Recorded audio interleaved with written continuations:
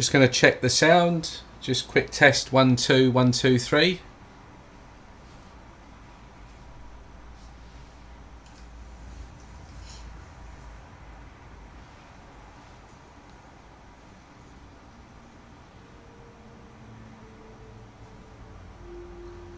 Just going to check the sound. Oh, that was a bit of a delay. Okay. Okay.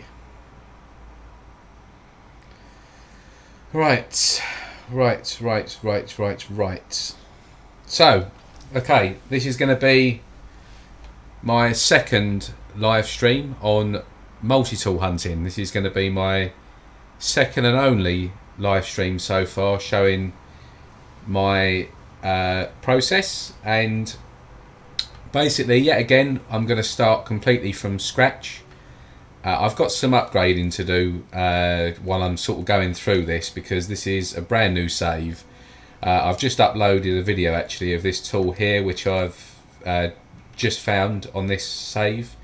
So basically I've just found this tool. I'm going to start sort of upgrading this tool as I'm going along, because this is going to be a save that I'm going to use for tool hunting. And so as I go along, I'm going to be kind of just upgrading this suit. I'm going to quickly as well just change this character, get rid of this starting character. So yeah, I've just basically found this S-Class tool, and what I'm going to do now is start from scratch again, go to completely new systems, and just see what we can come up with in tonight's stream.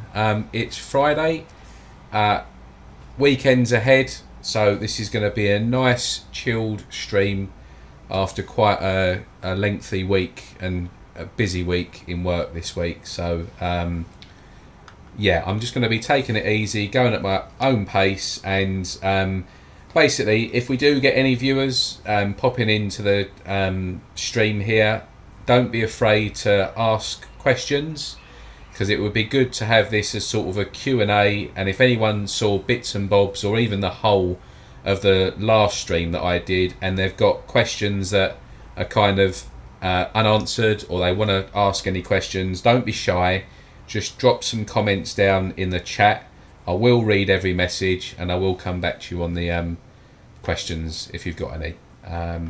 So we've got plenty of maps at the moment, so I'm good on that. I'm going to be basically at every trade terminal just looking to see if there's any nav data in these terminals as we go along, just so I've got a constant supply there. What I'll also do is I'll show you basically it's not the best way, it's the only way that I know of. There might be other ways, but I'll show you what we can do in terms of making a nav data farm as well.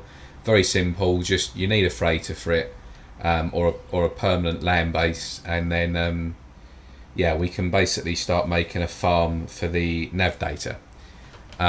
So I've got my mic in a bit of a different position today, so if I'm sounding a bit strange or you're not hearing me properly, then just drop me a message on the chat as well, so that I know what's going on. Right, anyway, so let's get cracking on. Let's get moving on to the next system. So, yeah, here we go. So this is a brand new save. Very, very early doors into this save. I've just found one S-Class alien rifle, and I'm now starting a brand new search for another tool.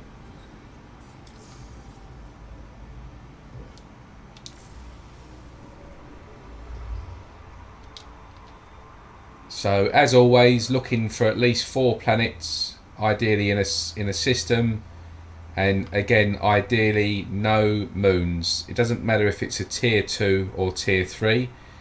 Preference would be a tier 3, but it doesn't make any difference in terms of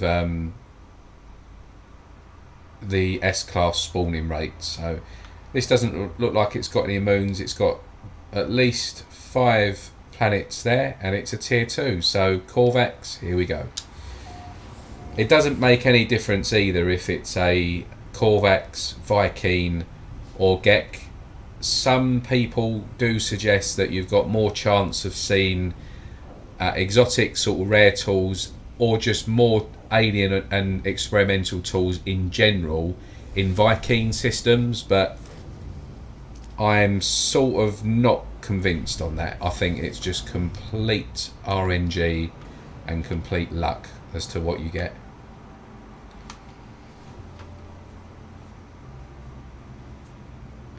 I think people probably tend to say that because fighters are really popular, and I think naturally people will typically search and go to Viking systems more than anything else. But I reckon if they kind of did 10 Viking, 10 Korvax, or 100 Viking, 100 Korvax and 100 Gek, I bet the spawn rate would be very, very similar.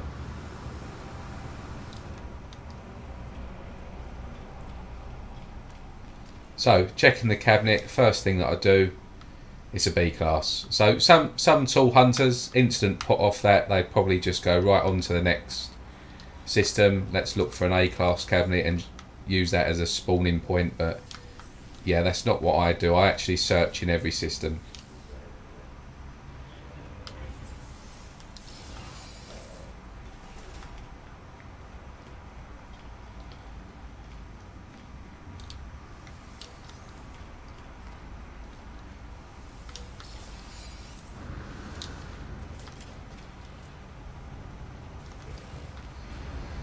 So, because it's a B class, we're going to need to look for the A class cabinet planet side. So, yet again, as we did in the last stream, you need to do 6 of these charts. 3, 4, 5, and 6.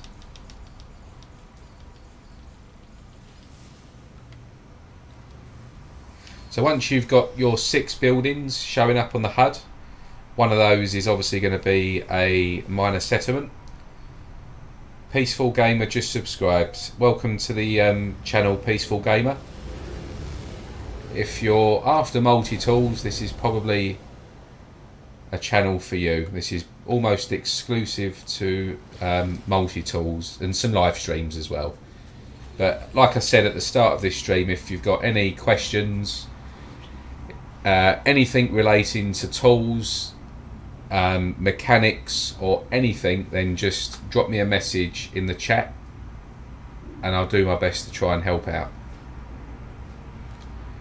Just going to be a nice chilled, relaxed stream. It might be 2 hours, could be 3 hours tonight. I'm not sure what I'm going to do yet, but I don't have any plans this evening. I've just had my dinner, so time to relax and chill.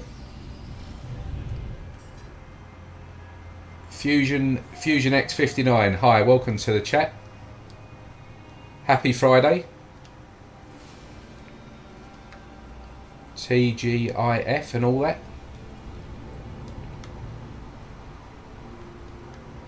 Right, so this is the first settlement. Let's see what this has got. So remember, it was a B class rifle on the space station. So let's see what we've got here. So this is again a rifle, but what class is this going to be?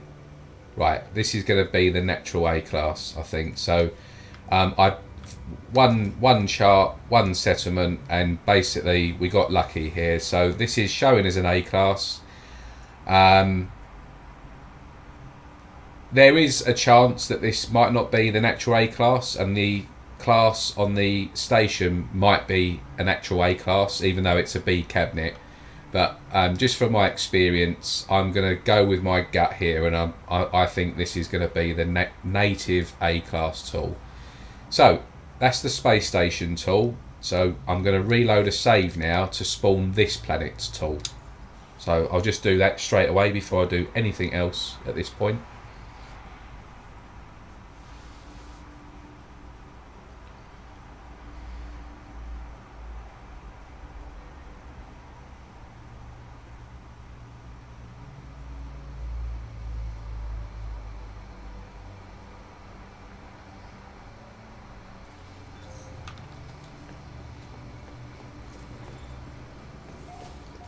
And look what we've got, an experimental. So that was quick. So we've got potentially a native A-class experimental rifle here. And this is going to be potentially available as an S-class. So what I'm going to do is first of all I'm going to actually there's 5 planets still to be discovered, so I haven't actually been to any of these yet. Now what you can do is you can basically just put a marker down outside now, mark this as the A-class cabinet just as it would be on the space station, and then you can basically go to each of these planets now and reload a save. But because we've already got an exotic tool on this planet that's spawned into this cabinet, I'm actually not going to bother yet looking at any of these planets pools, and I'm actually just going to instantly start a search now for the S-class cabinet on this planet, because we know that if we find the S-class cabinet, it's highly likely that this tool here will be available in that cabinet as an S-class. And to be fair, this is actually the first experimental tool from memory that I've found with these green decals. I found lots, probably well over 100, 200 experimental rifles, but I've never found one with green decals. So it's not anything special, but because this is a first, I'm going to look for it as an S-class. So let's just quickly have a look and see if we've got any nav data. Nope. Now on here you can get your nav data or nanites from these as well, so just always be sure to do these. In fact, you know what, on this stream as well, I'm going to interact with these NPCs. Now this is going to slow the process down a bit, but I just want to show you kind of what you can get basically by interacting with all of these NPCs as you go along. So they'll give you kind of a little bit of lore and a little bit of chat, and then kind of at the end of it you get the option to give them materials. Now this is obviously not great because I haven't got any materials, so let me just call my rubbish standard freighter in. Do I have to have the materials on me, or can they just be in the... No, they've got to be on me, right. Let's forget about that then, because I cannot be bothered to basically mine materials and stuff just for the sake of showing that, so perhaps I'll do that on a different stream. But basically all I was going to show you there was these NPCs. As you go along, there's an NPC in every single minor settlement, regardless of the race. There's one in every settlement. Sometimes these can actually be a traveller as well, so you can get glyphs if you're still sort of building out your glyphs. But when you interact with them, every time you interact you'll get a different bit of lore and a different bit of dialogue, and you've got a certain percentage chance. It's all random, so whatever this NPC gives for you, it won't give to the next person that comes along, because it's completely random, unlike this, which is a fixed non-random location and fixed point of interest. These people here and what they give are completely random on each save. Anyway, so they basically give upgrade modules, which you can obviously sell for nanites. They give you some units, they give you straight nanites, they sometimes give you a mission which normally rewards with sort of 300 to 400 nanites, and they also give multi-tools. Now not every multi-tool that they offer to give you is going to be an S-class. Most of the time the tool is part of the current pool that you've got highlighted, and most of the time it will be a C, B or A, but every now and then they will give you this tool here as an S-class. So if you don't want to basically pay for it, and if you're sort of new into your new save, there is a way that you can get this for free by pure luck and interacting with these NPCs. It might take quite a few, but sometimes they can give it to you just in one hit. But the only difference is when you get the tool, a lot of these here will need repairing. So you'll have to use basic, because these will be broken. A lot of these slots will be broken on the tool that he gives you. So you'll just basically need to use repair kits, if you've got any, or materials to repair these. But it won't cost you any units, and you'll have this exact tool here given to you. But as I said, I can't stress, it's complete luck. It's random.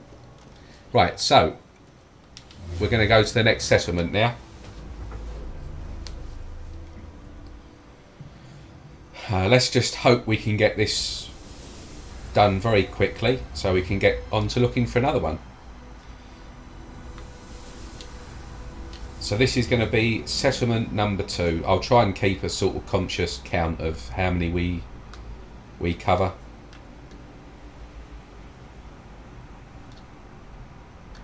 And let me know if the quality and sort of the quality of the stream and the voice chat, let me know if there's any issues with it, and I can see if I can tweak stuff at this end.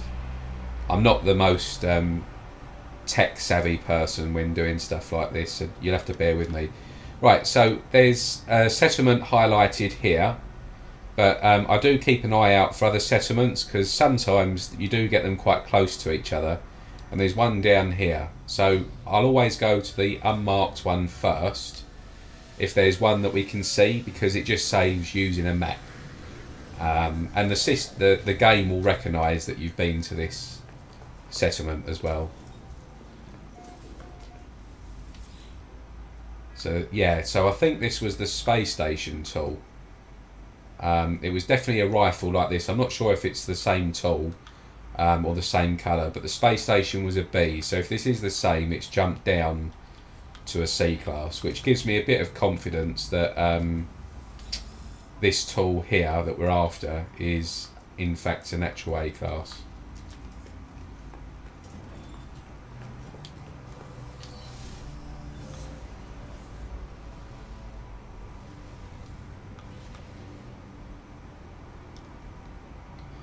So this is the 3rd minor settlement now, because we've just done one there.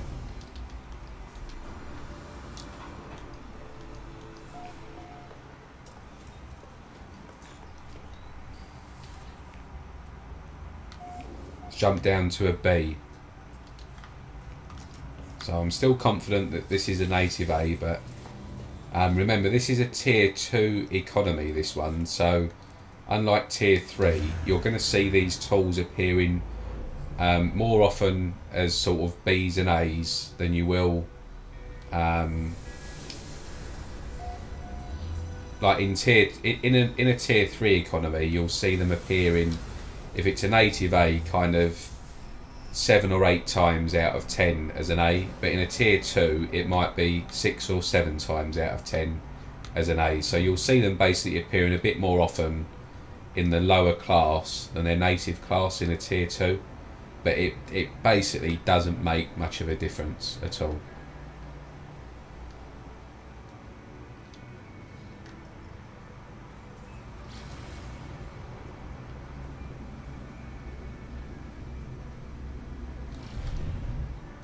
So this is going to be number 4.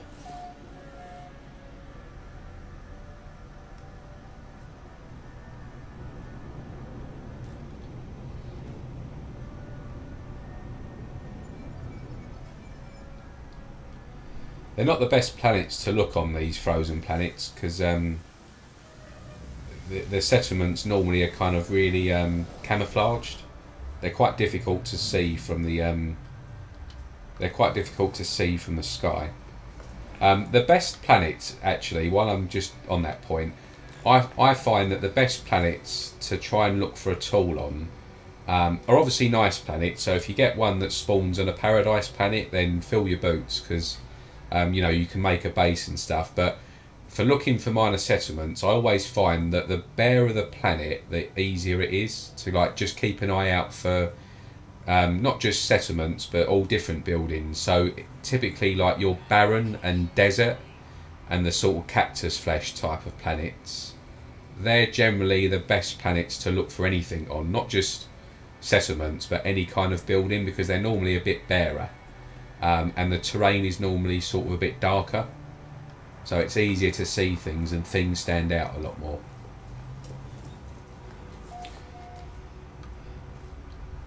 This might have been the space station. No, it's the same one. Hi Ricey, have I found a good one? It's average. It's the first one for me that has a... I found basically, so we had a bit of luck. There we go, so there's the nav data, so I haven't got to worry about this now. I won't bother looking at trade terminals. Once you found one, then just leave it. So yeah, I started the stream, and within one map I found the first settlement we went to was potentially the native A-class. The space station tool was not that great, but when we reloaded the save, this planet's potential A-class tool is an experimental rifle. It's nothing special, but it's got green decals and a particular decal type that I haven't found before in green. So any tool that I know I haven't seen before or found, regardless to how naff it looks, if it's an exotic tool, just to add it to my collection and sort of my collection of finds, and another one to sort of knock off the list if you like, I'll just do a hunt for it anyway. Where I get kind of really, do I bother with this or not, is if I find... So if I find a tool that I know I've found like 10 of, or 5, or you know, multiple versions, I won't bother doing a search. And actually, the tool that I've found and is the most common exotic multi-tool in this game is, there's two of them. They're experimental rifles, and they're the experimental rifles with black diamond decal. They're both white, and both of them with black diamond decals or black circle decals. I have probably found at least 20 to 25 different of the same experimental rifles with black diamond decals. They're the game's kind of, when you think of like old school No Man's Sky, and when you think of an experimental rifle, that is a classic look, the black diamond decal on the white finish. So if I stumble across any of those, I'll just forget about them. I won't even bother looking for them, because I've posted tons of them over the years. So yeah, I don't necessarily look for every tool that I come across. Austin, thanks for your content and your posts on No Man's Sky community and Facebook. No problem at all. Ziggle Paz, that's a funny name. I like it.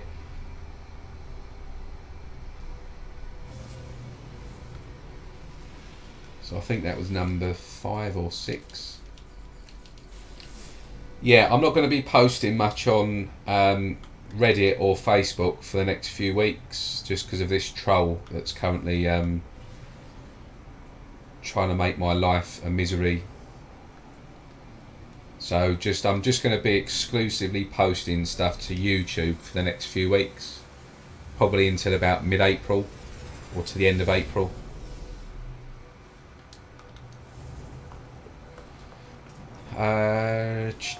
Oh right, this is a new one. So what is this? This is a bee. Oh right, that's potentially thrown a spanner in the works there.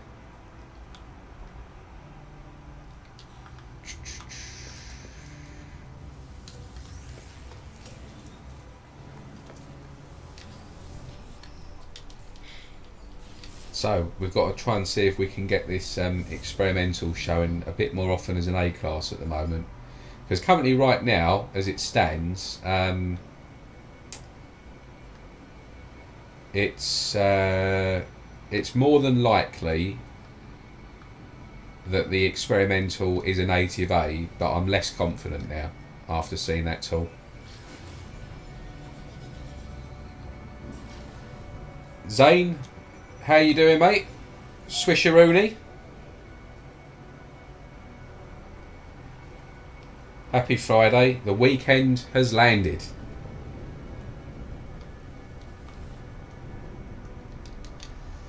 Just a nice chilled stream tonight I'm doing.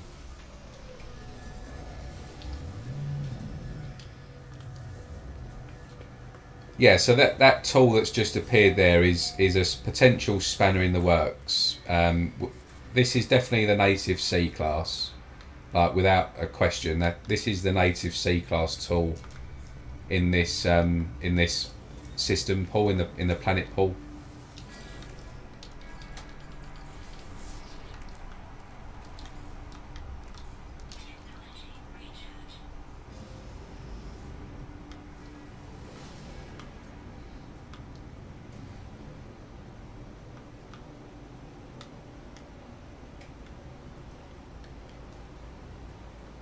So this is the 7th or 8th, I believe. I'm not keeping track on them because I just want to keep it nice and quick in terms of this part of the process. So I'm not going to bother saving at the waypoints. I'm not going to interact with the NPCs. I'm not going to be picking up the nanites. And the only thing that I'm going to do in between flying to each settlement is checking the terminals for the nav data. But because I've already just picked up the 50 or 60 odd nav data in one of the previous settlements, they will disappear now, so there's no point in looking for them. Right, that's just given me a bit more confidence there. I'm 99.9% sure now that this is the native A-class tool in this system, which means that this tool here is definitely going to be obtainable as an S-class. So hopefully we can get that done pretty quickly. But like everything in this game, it's RNG, and it could take 10 minutes or it could take 5 hours. So we'll see.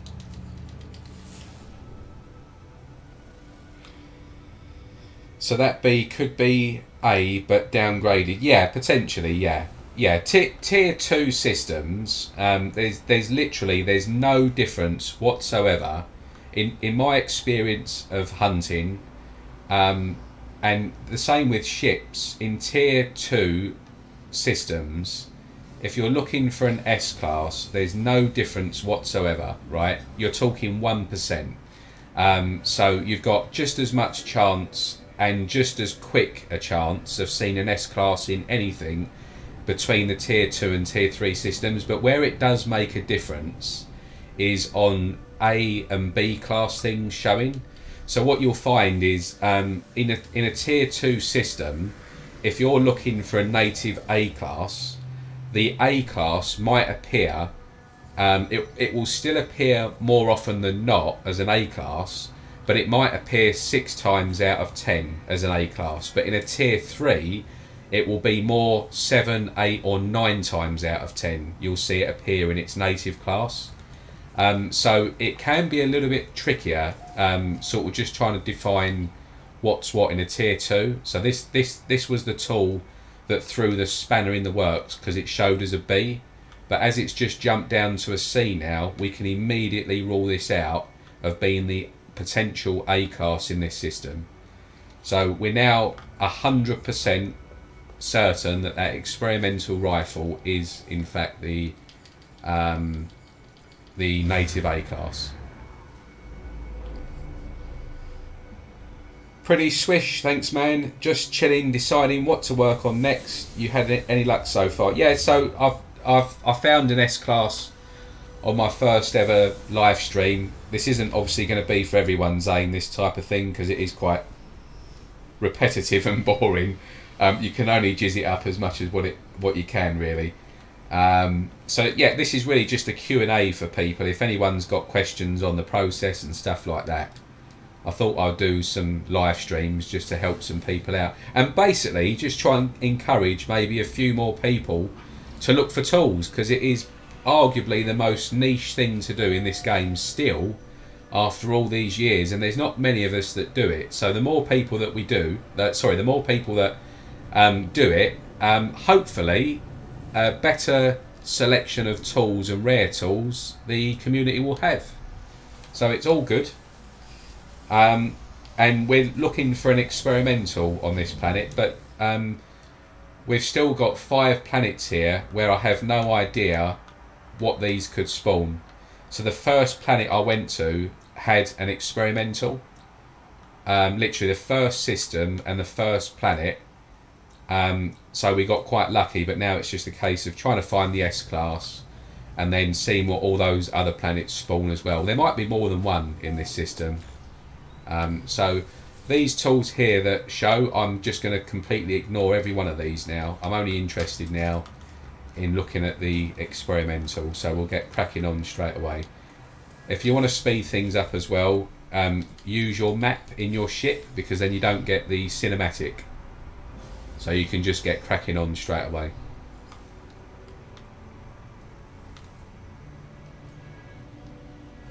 It does take a few seconds to appear.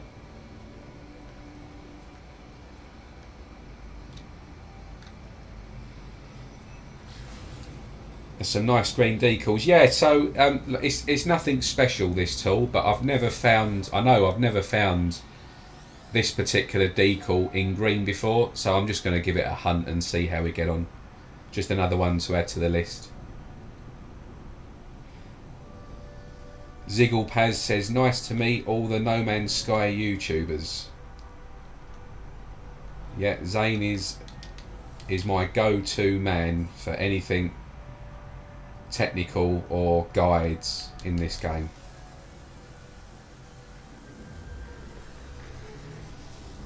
Yeah, this is in Euclid Galaxy at the moment, that's right. This is a brand new save. I'm only about 4 or 5 hours into this save, so this will potentially be my second S-class find. This was my first find, just an average sort of alien. I found that after about 3 hours on a brand new save.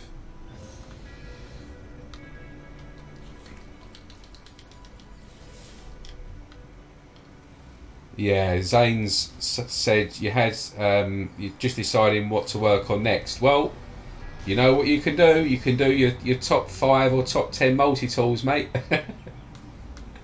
Just as long as you stick one of mine in there, I'll be happy. Oh, this is where you need an admin person, don't you, to block these spam things coming in. I've got no idea how you do that, by the way, so if anyone knows how you can block that naked HD whatever, I mean, fill your boots if you want to click on it.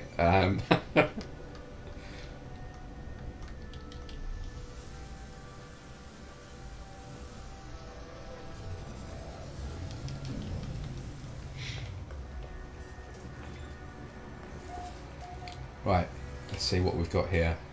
B. So that spawned down one there, so down from its native class.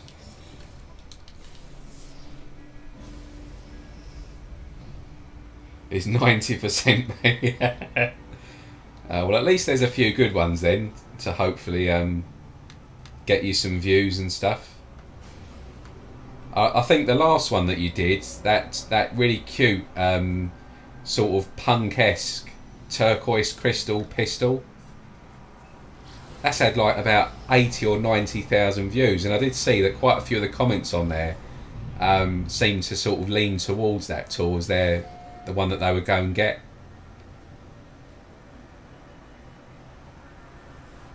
I've reported them but think it takes a fair few. Yeah.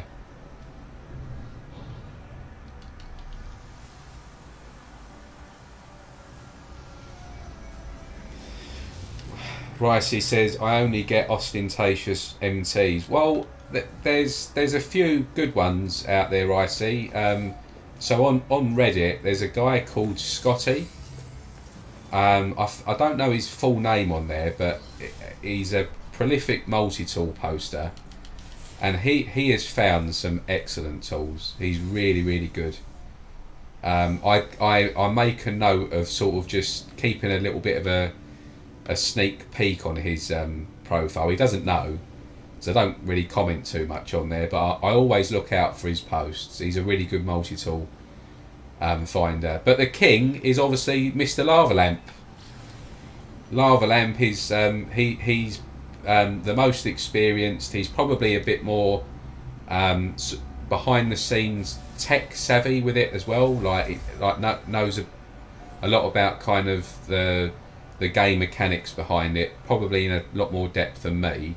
I actually learned just by watching Lava Lamp and sort of just chatting to him on YouTube a few years back. I learned pretty much everything from Lava Lamp in terms of tool hunting, doing my own research and you know, my own experience as well has come with that. But he has done multi-tool hunting when it was like super difficult to find. Like there was no charts. It was like basically just a case of literally flying and scanning across the horizon for settlements and hoping that you basically not only just find a settlement but find one with an S-class cabinet. You know, he is old school, Lava Lamp, so definitely give him some love because he's been doing it longer than anyone. And then there's another one who doesn't seem to be active anymore called Hazakadojo. He's found some really good ones. He doesn't find many, but he seems to find, you know, pretty good tools. And there's a couple of new ones actually. There's a new guy on Reddit called Tin78RPM, I think. He's only a Redditor, so I only see him posting on Reddit, but he's relatively new, and he's been posting some really good ones as well. Like he's found a few plasma tubers, and he's doing a good job. So the good thing is the community is definitely growing. So getting stuff like this out just might encourage some people, you know, to maybe get cracking on as well. But it's a very long-winded process, this, so it's not going to be for everyone.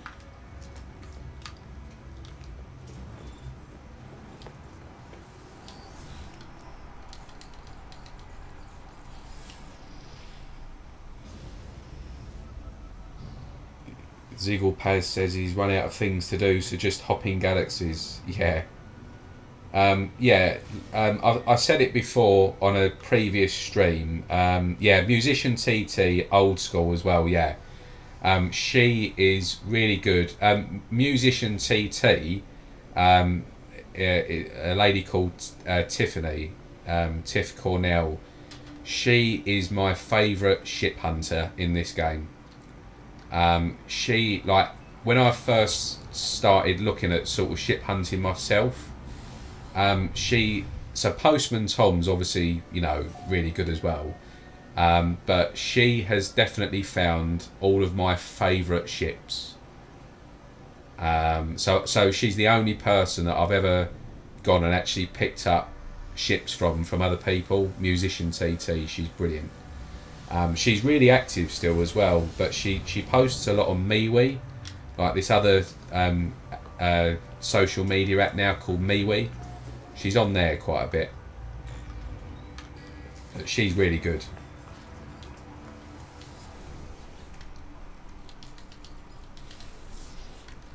She does a lot of bite beat stuff as well. I think she started to get into that and making tracks on bite beat. I mean, that's not for me at all. But yeah, she does a few things on that now as well.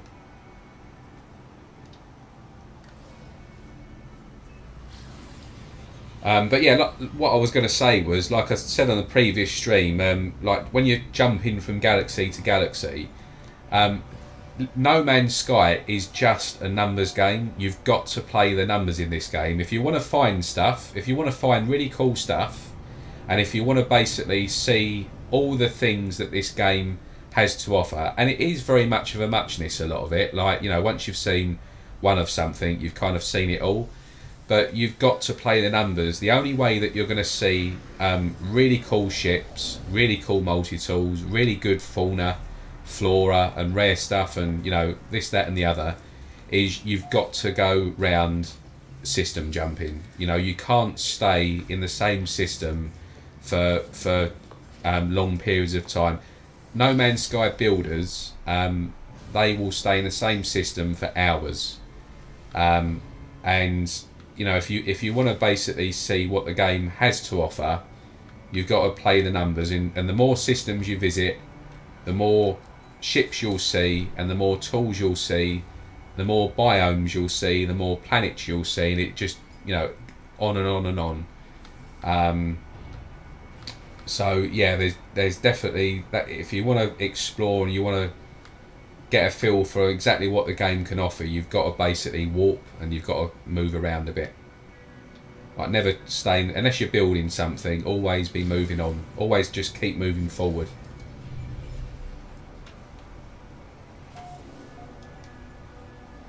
Like, I think I used the example, if someone stays in the same system building for 5 hours, as opposed to someone staying in the same system for 15 to 20 minutes, that person's only ever going to see 21 ships in 5 hours, or 21 multi-tools, or potentially 6 planets and 6 different biomes. But someone will see, you know, hundreds of ships, hundreds of tools, and dozens of planets if they don't stay in that system for too long. In the same sort of time frame, you know.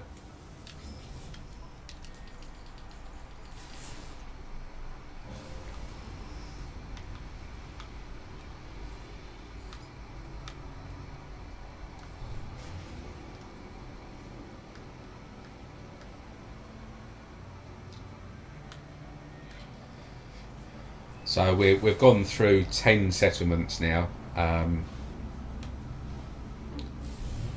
So not as quick as I'd hoped, but we'll see. We will get there.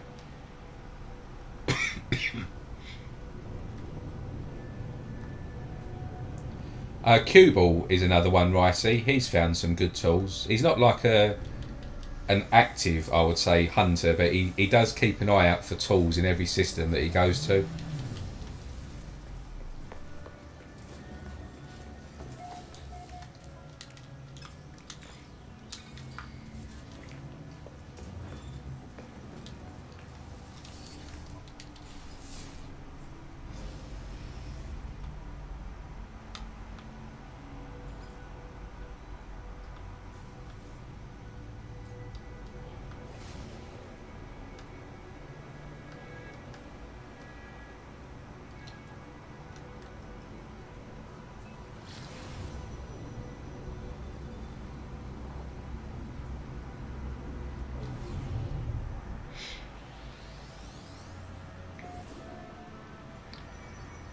Ricey says, well, no map, scary. Yeah, back in the day, it was literally a case of just scanning with your ship to find settlements. Like, really difficult. And Lava found quite a few S-classes back then.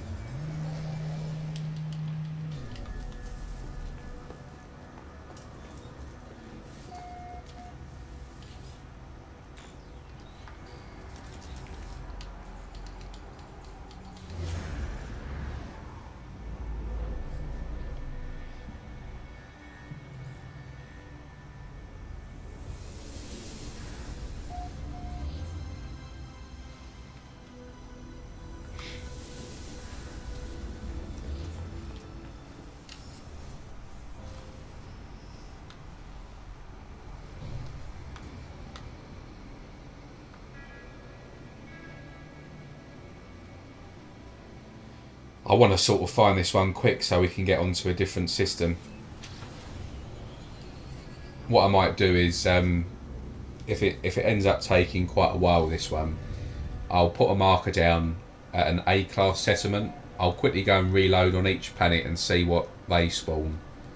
And then just make a note, obviously, where we are, and just crack on and see what else we can come up with.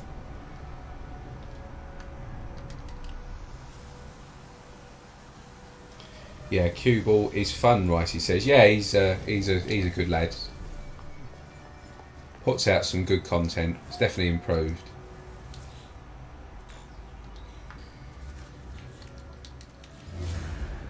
Yeah, it's a bit annoying that he streams on a he streams on a Sunday at similar time to Zane.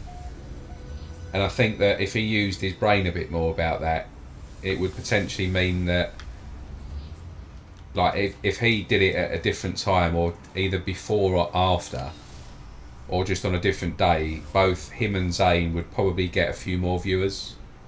But you're kind of, him streaming at the same time is sort of splitting the YouTube No Man's Sky viewerships there, because a lot of people like both Zane and Cubal. I will watch Zane over Cubal personally, but I like Cubal, so it's just a bit annoying because I wouldn't mind watching some of his videos, but because he streams live on a Sunday the same time as Zane, it kind of splits the community a bit.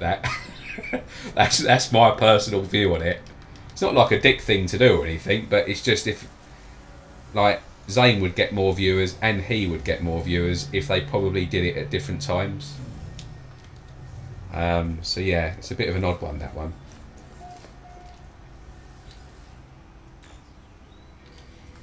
Everyone after your Sunday slot, yeah.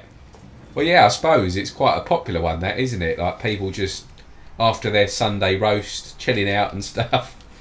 Like, what should we watch? Oh, let's stick Zane on. I mean, I'm after some new sort of TV series and stuff at the moment, but it's just all crap at the minute. I did, what do you call it? I did the new Boba Fett one. That was quite good. But I like my crime dramas and stuff, and it's just been a bit lacking on that.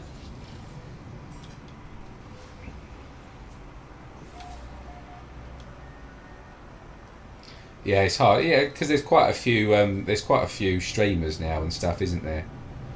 Like, I think this only Zoo either used to or still does stream on a Friday, but because he's in America, he doesn't come on till late, so no one really does much on a Friday from what I've seen. So I just thought I'd quickly hop on myself. I think it's because most of the time most people are probably out getting pissed on a Friday, as opposed to playing a game or YouTubing.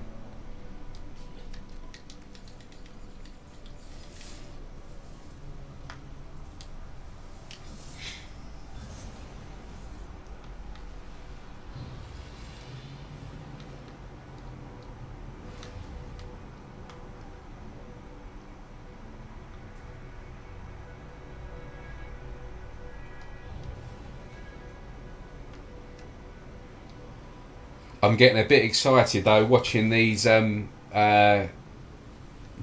cards come down in price. I'm not getting too excited, but I'm due an upgrade on my PC, and they've dropped by 34% now. The RTX 380 is down 34% from its peak in January. So basically cards are starting to come back down to normality now. So once I get my upgrade, I'm going to be super pleased about that. Have you tried Korean dramas? I watched what was the one about the game that they play? What's it called? What was the name of it? Squid Game. I watched Squid Game. I thought that was quite good. I've watched a few Korean films as well, but I like sort of horrors and like sort of quite graphic, like blood and guts, murdery type films. I'm a bit of a weirdo. So I've watched a few really good Korean, like really brutal horror films, and sort of one about a serial killer. And they were quite good, but I don't watch much international stuff. I'll be honest. I don't watch too much of the Korean stuff and that.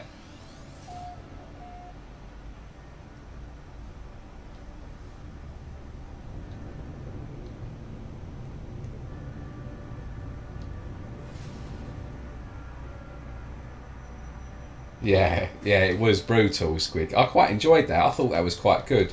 Did you see as well the that YouTuber Mr. Beast? Did you see the remake of it he did? I think it cost like $7 million, or it was just something ridiculous. And he made a proper, real live remix, like remake, like down to a T, of each of those stages from Squid Game. It was really, I mean, I'm not that keen on Mr. Beast and like his content generally, but that one that he did, I thought it was absolutely brilliant. Yeah, he did a really good take on that.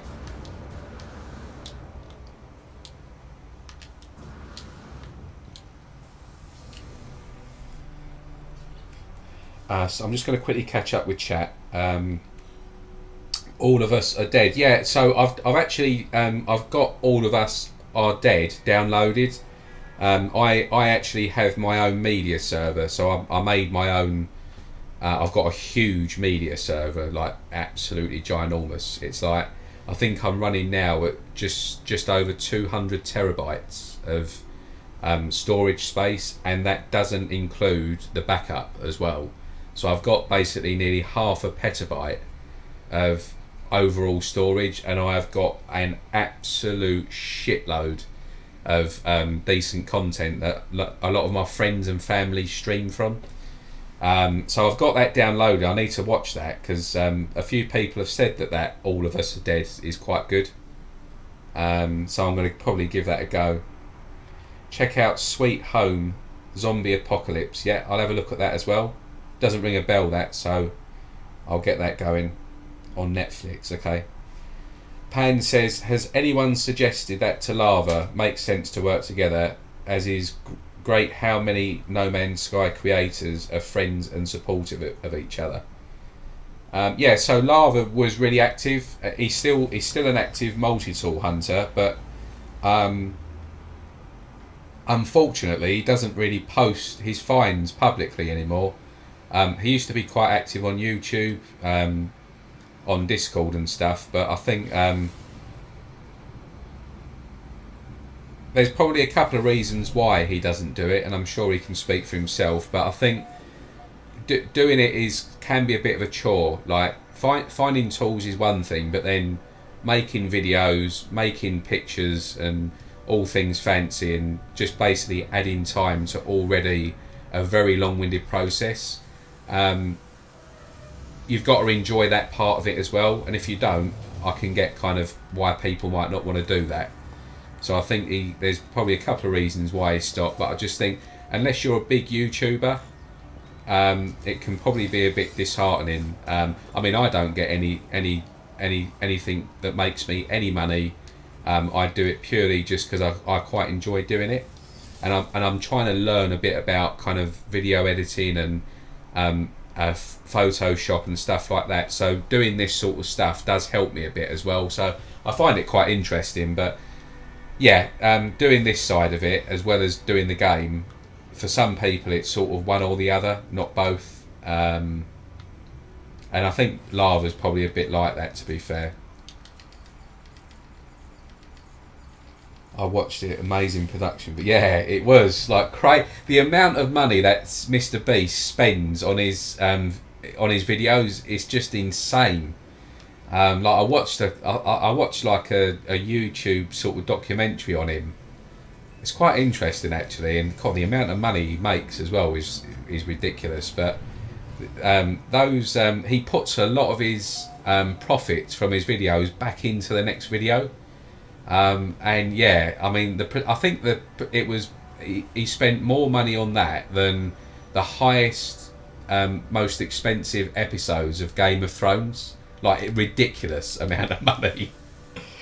So yeah, if no one has seen that, if anyone hasn't seen Mr. Beast's live remix, live remake of that Squid Game, you've got to watch that video. It's mental. It's really good. I'd love to have done that, like been involved in it.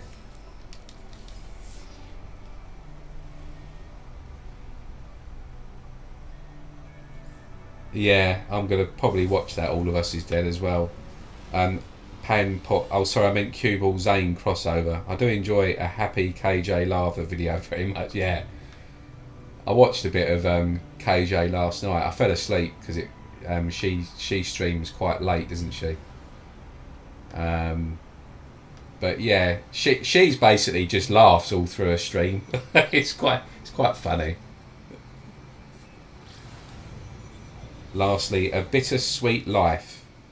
It's kind of like a John Wick type movie, just satisfying action and mob goodness. Yeah, I'll have a look at that. There was quite a good one actually. I think it's Korean, called The Raid. Like really gruesome, but it's quite. I mean, you know, it's a bit of a stupid film, like over the top. But it's quite like there's a lot of martial arts and sort of really close up headshots and stuff like that in it, and that was quite good. You've got, I think, The Raid 1 and The Raid 2.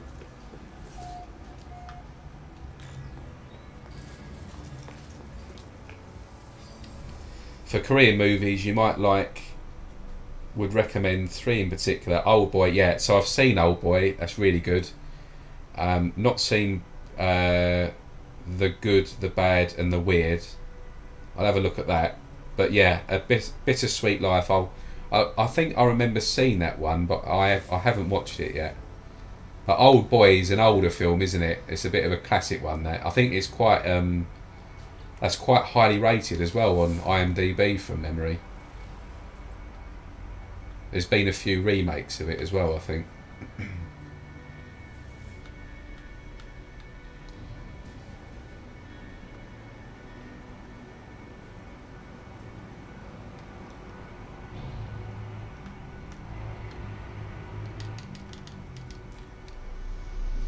How the hell did I miss that landing pad?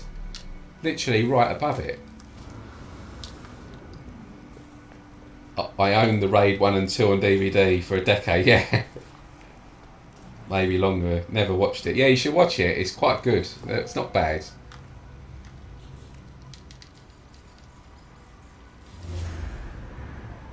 Yeah, I don't mind a Korean film. They're quite good. I'm trying to think of that. The one that what is really good, crime one about a killer. I'll have to Google it in a minute. It's like The Devil something or other. But really, really good story. It's basically about a killer who kills women, and a cop. The killer basically kills a sort of very senior police officer's daughter, or kidnaps the daughter, and this sort of cop who is married or is with the daughter, but also in the police force, he kind of goes rogue and goes after the serial killer, and like the sort of the chief of police knows that he's doing it and he's all right with it because it's his daughter, and he basically just sort of catches up with a serial killer and just starts brutalising him. It's really graphic, like really, really sort of gory film and stuff, but it's a really good story. It's really good. I'll have to find out the name of it. I can't remember off the top of my head. But yeah, that was I remember watching that and thinking, bloody hell, that was good. All those 3 from around that era, yeah, they've been doing really well actually on the film front. But in saying that, the UK over the last sort of 5 to 10 years, we've done really well in film as well. Like my brother works in the film industry. He's worked on quite a few films, and he was saying that it's just so much cheaper now to make big production movies in the UK. Not just in England, but around the UK, like Scotland and Wales and stuff. And our film industry is booming. Like, it's really going really, really well. There's a lot of interest now from all over the world, and particularly from Hollywood coming over here and stuff. Like you'll see that there's quite a few films now that have like sort of a London theme, or have, you know, a good sort of chunk of the film is based in the UK. Because it's a lot cheaper over here. There's a lot less red tape as well, with like getting on to film filming on public locations and stuff like that, compared to like the US.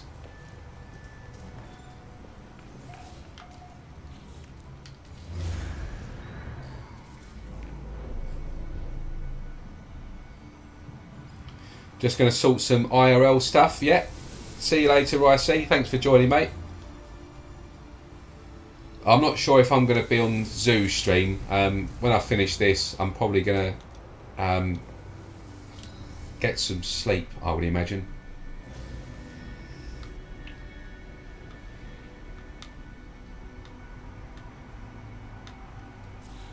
Yeah, the recent film my brother worked on was an animation film that's just come out. I can't remember what it was called though. That's well bad.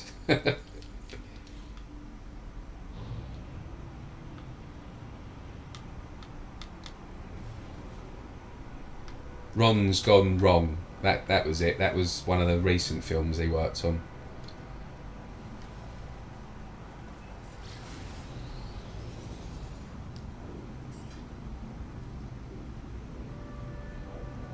Guessing it's cheap. Yeah, it's a lot cheaper. Yeah, a lot cheaper. It's always been that way though. Like we've always been sort of an alternative, but just I think the modern Bonds with Daniel Craig, I think that sort of kick-started the interest and sort of got things going. Game of Thrones, a big one, you know, Lord of the Rings, a lot of cast and stuff from the UK and stuff. So there's been a few big sort of series and a few big films that have helped sort of push that. But yeah, it's definitely a cost thing. It's a lot cheaper to do it here. And we've got some really good studios and stuff now, like Pinewood has sort of, you know, I think more than tripled in size in the last 10 years. And we've got some new stuff coming as well. So yeah, it's a good place to be for film at the moment, the UK. We're doing really well. For the size of our country and stuff, it's pretty decent.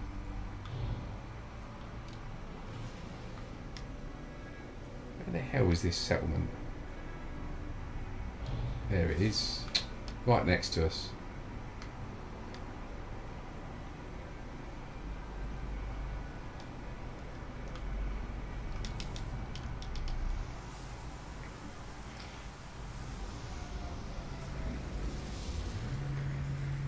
That's making me think it's a Harry Potter spin-off where Ron Weasley became a drug dealer and mob boss. Do you know what? I've never actually watched a Harry Potter film from start to finish all the way through.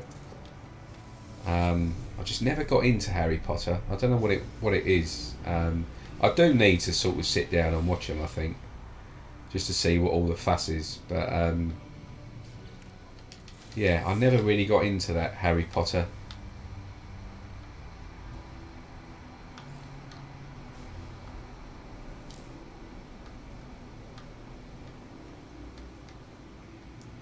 It's Leviosa, not Leviosa.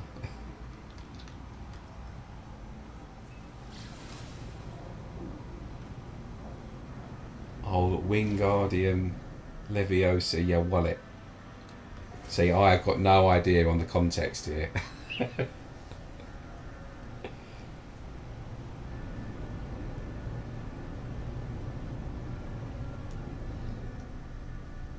You've seen most of them so much. Yeah, my brother's a bit like that. My other brother, I'm the oldest, but the older one of the two, his missus is absolutely Harry Potter mad. She's been to that. There's like a Harry Potter world. She's been there about 3 or 4 times. Like it's insane.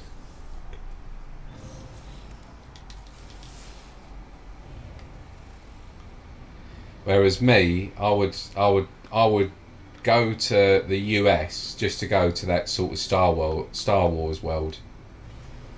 I love Star Wars. I like most sci-fi stuff, to be fair, but I do like Star Wars.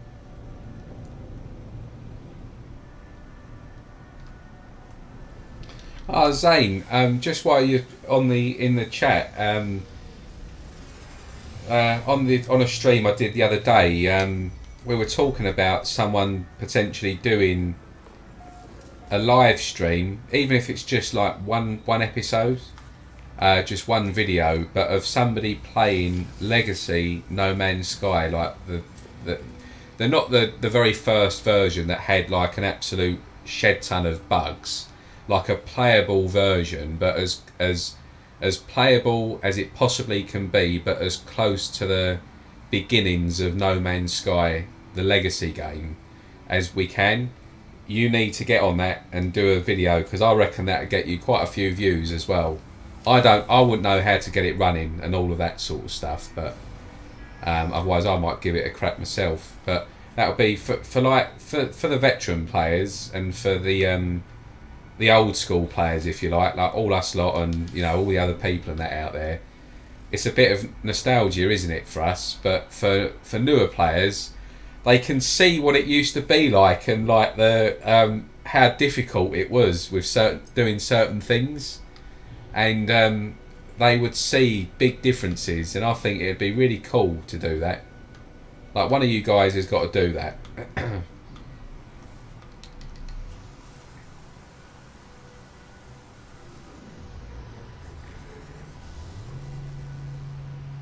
Yeah, that would be really good.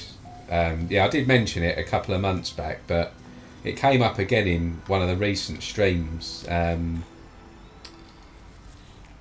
like just as an idea to do. And I think you should do that, because you've got the knowledge and you've got the sort of tech savviness, and the you know a lot about the background and mechanics and stuff. You could sort of play that game, but explain the differences really well and quite sort of concisely as you're going along, sort of thing. Like, this is what this used to be and this is what it is now, sort of thing. I reckon you could do a good video on that. Like, not maybe a video, but just a live stream of watching you play it. I'd tune into that, definitely.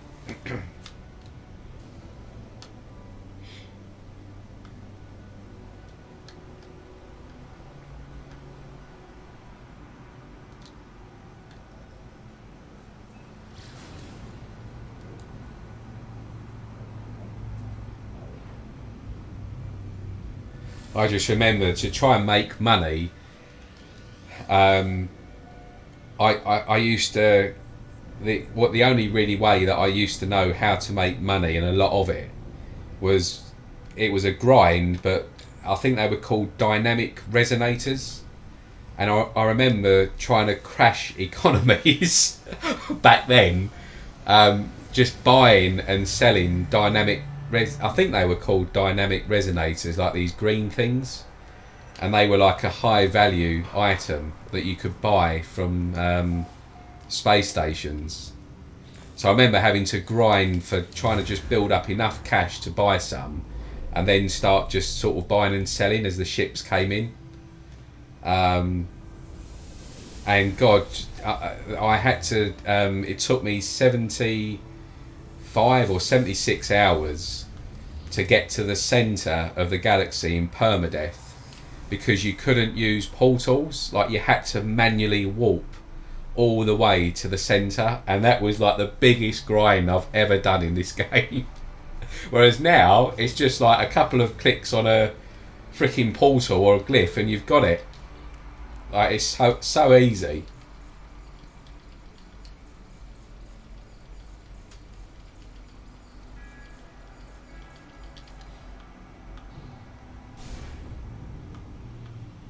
There were probably Atlas Rises, there's probably much better ways to make money and stuff, but I wasn't like into the game then, if that makes sense. I'm waiting for Zane's World to deep dive Harry Potter.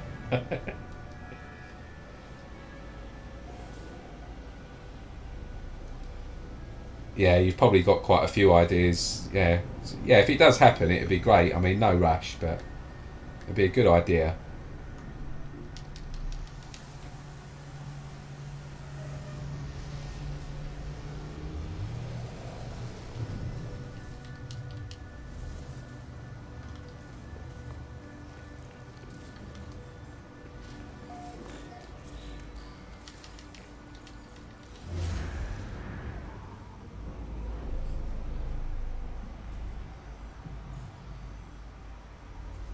it was possible to permanently go through a portal, but you had to find a base location. Yeah, and you know what? The very last achievement that I unlocked was going to another player's base. Believe it or not, that was like a really difficult one to try and get back then. I think just because there wasn't many people playing it, and you couldn't. It was just really difficult to try and get to a player's base unless you had like quite a few friends playing it and stuff like that, which I didn't. So yeah, that was actually the last achievement. It's arguably the easiest achievement you can get in this game now, but back then it was probably the hardest achievement to get because you just wouldn't see anyone. Like there was no one. I don't even think it was possible. I'm not sure. I remember starting a new save, and this is no joke, right? I swear on my family's life, right? Basically, right back at the start of this game, the players, like when multiplayer actually became a bit more of a thing, the players just appeared as like an orb. Like no, it wasn't even like a character. It was just an orb, right? And I started a new game, and started a brand new game, and got cracking on. Went to a few systems, and this is no joke. I landed on a planet, and another random player landed on the planet I was on, and you could just see an orb moving around near me. And I remember trying to find out a way to interact with them, and we couldn't do it, and we were just sort of going towards one another and stuff. A complete random, and the chances of that back then of actually bumping into another player, it was ridiculous. And I remember I didn't have the multiplayer achievement, and I was trying to find their base, and I just couldn't find it anywhere. But yeah, I mean, you wouldn't even. I haven't even seen that since, like just bumping into a random player in a system. I've never done that, and it happened back then. It was crazy. The odds on that would have been ridiculous.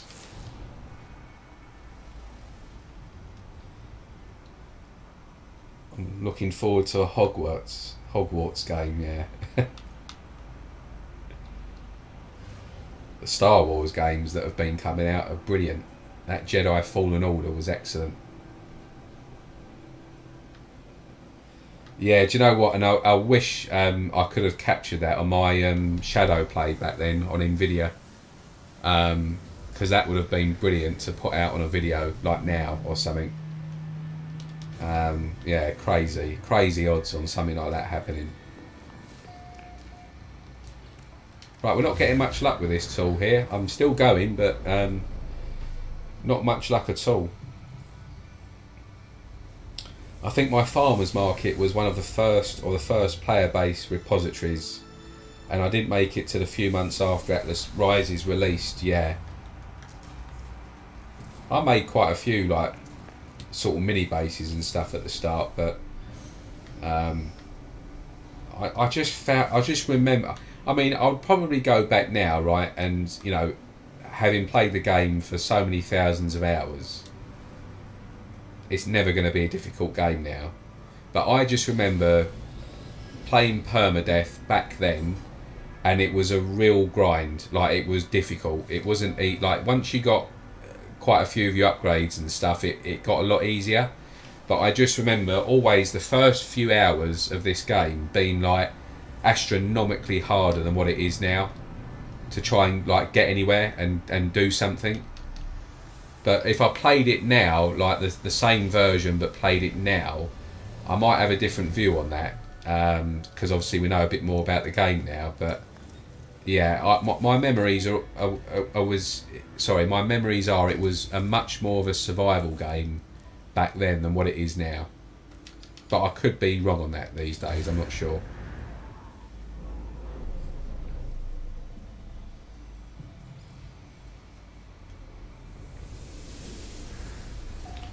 Tried the Planet Crafter demo. It's cool. Makes me wish we could terraform in No Man's Sky. Welcome to the stream, by the way. The Otto Jockey, is it? Throttle jockey. Sorry, my bad. Throttle jockey. Talking of jockeys, did anyone go to Cheltenham this week? Anyone have any bets on any horses or anything?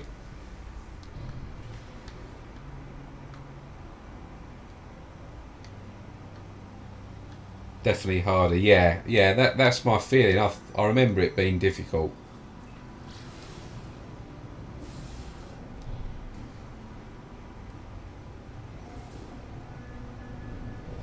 If we could have one world to terraform just the way we have one set. Well, the trouble is if you kind of terraform on a really large scale, I just imagine that would cause all sorts of issues with memory and stuff like that.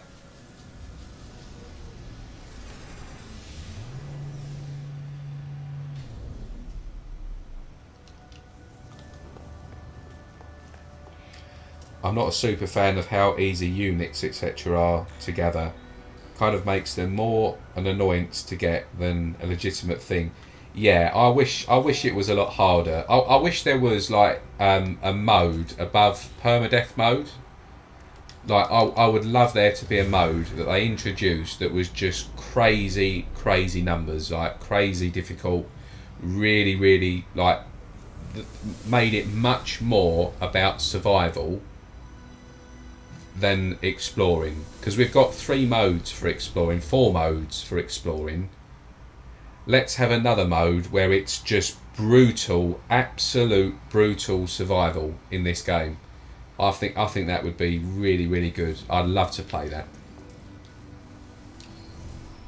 Like crazy amount of like resources being rare, like super rare, hotspots being rare, like just really challenging in all aspects. And like to buy things, it would cost, instead of 7 million quid for a new multi-tool, it would cost you like 100 million, and actually getting to that 100 million is an effort in itself, sort of thing. That would be really good.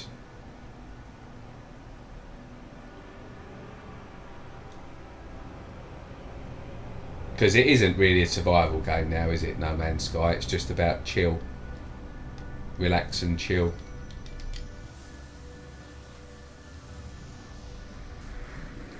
Yeah, like equipment breaking and stuff like that. Yeah, just like throw a load of stuff at it to basically say, look, you're going to actually struggle getting off the starting planet here, let alone exploring the system and then jumping galaxies and systems. Like, it should be so difficult that just for you to get off of the planet you're on is a grind, like tough. And I would, and it encourage people to explore a lot more as well if they did that.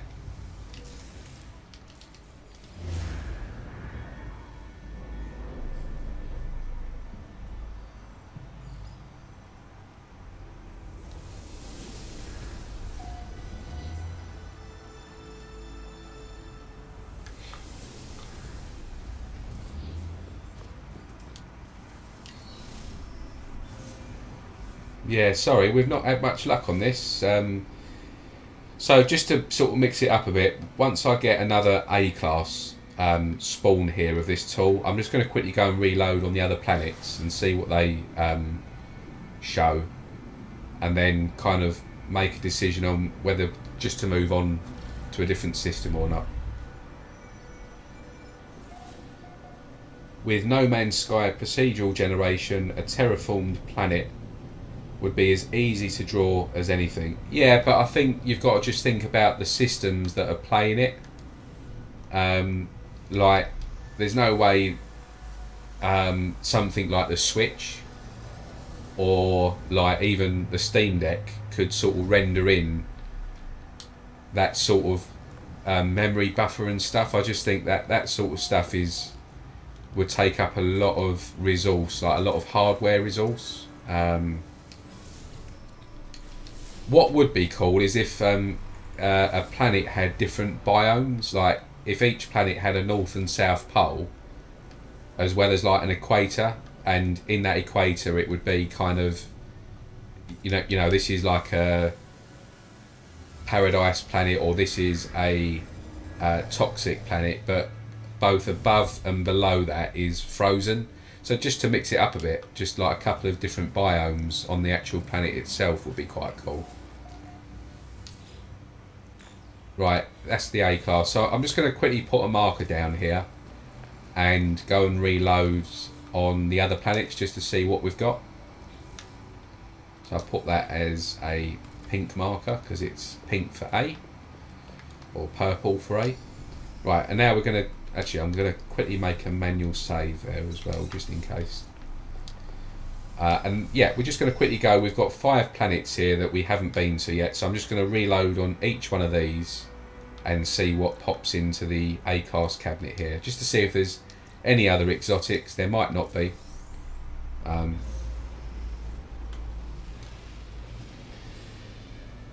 The code is set up for sub-biomes. Has been since either AR or the start, but for some reason they never implemented it fully. Oh, that's interesting. Because I think that would be really good. Yeah, that would just sort of mix it up a bit, wouldn't it? Make it a bit more interesting. You know what else I'd love is a bit more trees on some planets, like, you know, proper forests, like Valheim. You know, like dense forests and stuff like that, not just sort of little plots of trees that are quite you know, sparsely populated and not that evenly spaced out. Like big sort of dense thick forests would be quite cool as well. There's no reason why they can't do that.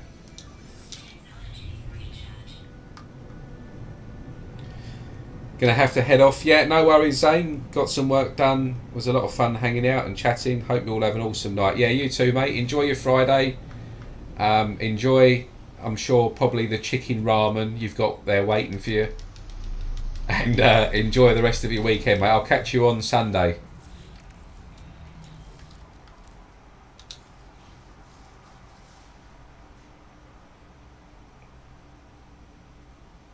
Hi, Flying Brian. Pan says, I started No Man's Sky and didn't YouTube, Google anything for the first 3 months. I like games to last and like to think I can suss out for myself. Was tough, so much to learn in the game and still learning now. Yep. Even I'm still learning some stuff about this game now. An airless planet. These are quite good planets, these.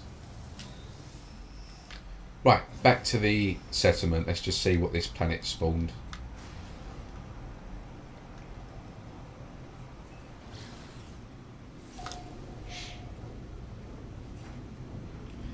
You just made a quick Japanese curry with broccoli and chicken. Sounds nice. Enjoy it. Wash it down with a cheeky sherbet, cheeky beer. Or as the old Cockneys say, a nice pig's ear.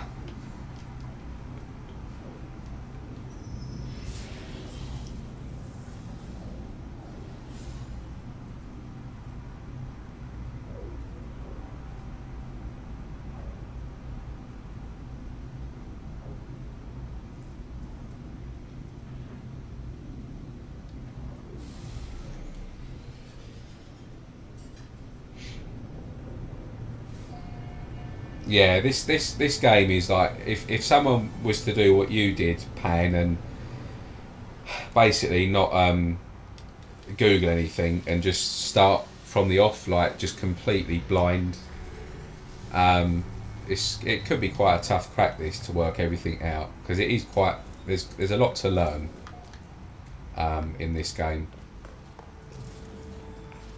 There's like lots of quirky little processes, mechanics and stuff like that you that could be quite difficult to sort of work out if you don't know what you're doing, like if you don't know how to do it.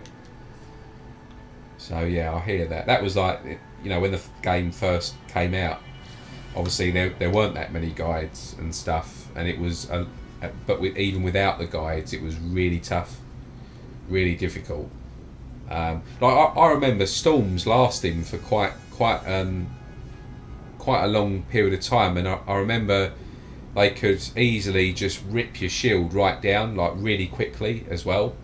And a lot of the time on permadeath, like when you first sort of started out on your first planet, you'd literally be sitting in holes. Like you'd be using your multi-tool once you finally like found the elements to make the sort of, back then, the equivalent of the terrain manipulator. You'd literally find yourself just making holes to sit in and just riding out storms and stuff like that. It was tough, like really tough. And players these days have just got this game so easy. It's just a doddle to play now.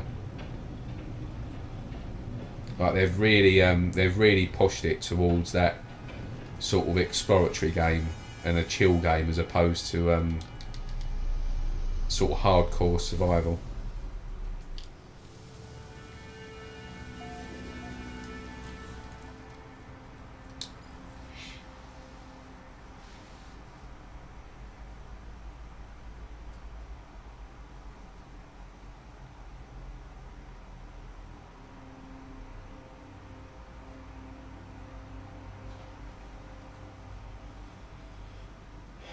Kids these days, yeah, they've got it easy.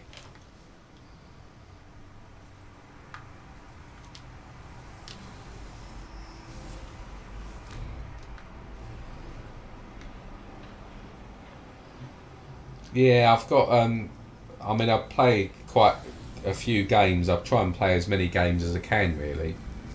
But I must admit, I'm going through a bit of a dry patch at the moment with games, which is why I'm sort of doing a bit more on No Man's Sky than what I have been in the last sort of 6 months. I'm definitely going to play Elden Ring, but I just haven't bought that yet. So once I've got that, I will give that a crack. The thing is like I've still got to play Cyberpunk as well. I've got to play Elden Ring. I've got to play. There's quite a few decent AAA games that I've still got to play, only on PC. So this isn't console here. But the trouble is I've got a gaming laptop which is a GTX 1070, and I've got two gaming desktops, one of which is a GTX 1080. But that computer is currently not working. So I'm using an older desktop which has got two GTX 980s in SLI, which back in the day were really good. But these days are crap. Like you can just about play sort of 1080p. So like for me, a lot of it is kind of, I want to be able to play the game on good hardware, and it's just waiting for these. I'm not going to pay like kind of triple the price MSRP on graphics cards the way the market is at the minute. So yeah, in a bit of an annoying situation at the moment with sort of PC hardware, and it's kind of holding me back to play these games that are all coming out at the moment. And you know, going back to even Cyberpunk, like I'd love to play that game, but I'm not going to play it and spoil it on crap hardware. I want to play it on top end hardware.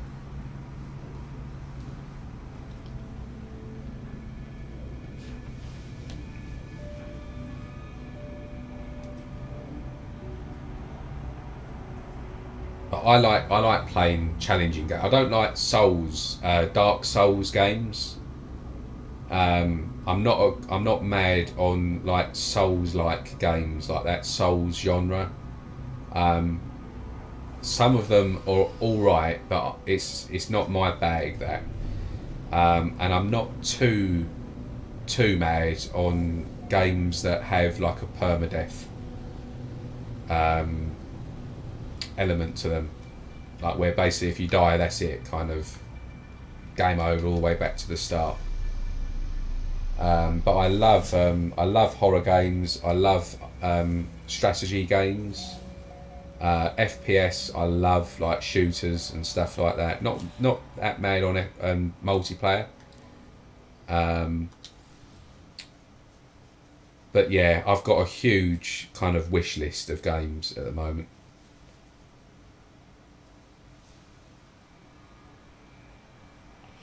I remember my first S-class ship, a Cracker box shuttle.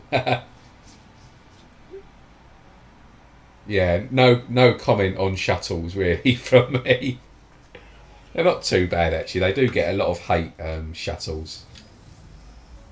Some of them actually look quite good.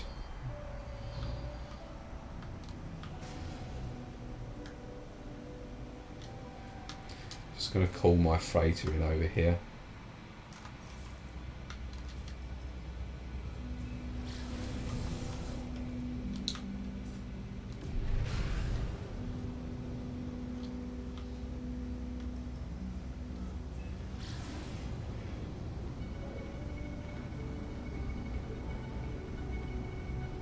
You're enjoying Valheim? Yeah, I'll definitely be getting Starfield, like 1,000,000%, 100% on that. Yeah, Starfield. I just think it would be my sort of game. That I want Ghosts of Tsushima to come to the PC as well, which it sounds like it is. So I'll be definitely getting that as well. Death Stranding Director's Cut. I'm not sure if I'm going to bother with that. I've completed the original Death Stranding. Game gets a lot of hate, but it's a really sort of relaxing, chilled out game. That I loved it. Really good story as well. But I'm not sure that the director's version's got enough for me to kind of go for that long haul 100+ hour completion again. Right, how many planets left? 2.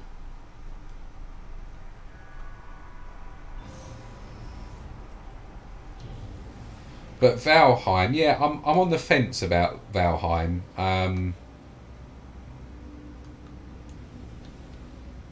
Yeah, I'm not sure what I'm going to be doing yet about Valheim.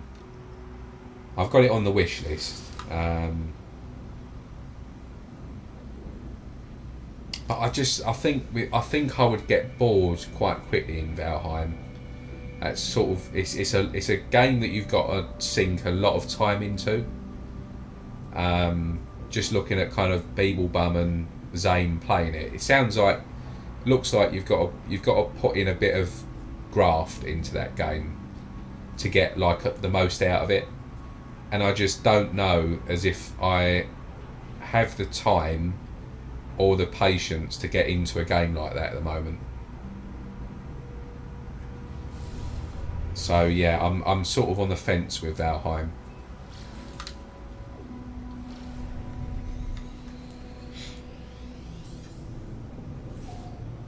I'm not like mad on story and stuff, but I just like games that have a really good, interesting and fun campaign. Not like a 5-hour campaign. Some games are quite good, but I like kind of really lengthy single player games like your Witchers and games like that you can get really sort of lost in. Again, Fallout 4 gets a lot of hate, but I love that game.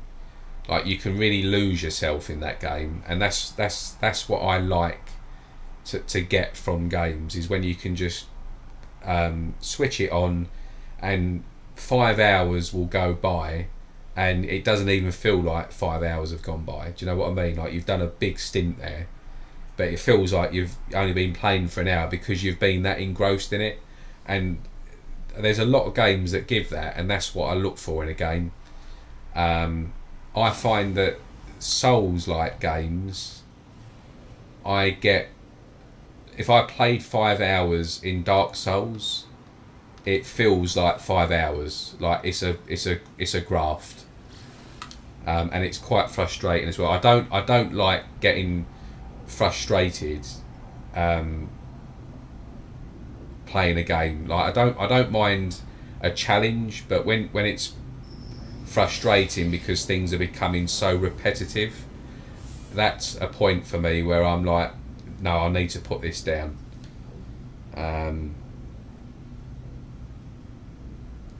So yeah, I like FPS games, love them. Ostentatious, that frigate, what gives, don't you like Venators or the Warhammer? So this is just a brand new save. So I've basically got my golden vector. I've got no, I think I've still got the starting ship. Until I found this tool about a couple of hours back, I had a class standard pistol. This is a brand new save that had about 4 hours in it. So I just haven't yet bothered with a freighter. Trying to get a freighter yet. To be fair, because I sort of just multi-tool hunt these days, all I really have a freighter for now is storage. Like as you can see, I've just started putting stuff into storage now. So I am actually really not that bothered about the class or freighter at all on this save. I might try and get a good one, like if I come across one, but I'm not going to be actively looking for a new freighter, because this is just going to be purely a multi-tool hunting save. So I've got my bits here for like adding any components to the multi-tool, and obviously just for warp drives and stuff. But yeah, I don't build that much anymore, and I don't really explore too much in this game anymore. Like I've done all that. So most of the, like 90% of my time now in this game, I just relax, sit back and try and look for multi-tools. I mean, basically, my ultimate goal in terms of multi-tool hunting is to find a experimental crystal rifle with plasma tubes.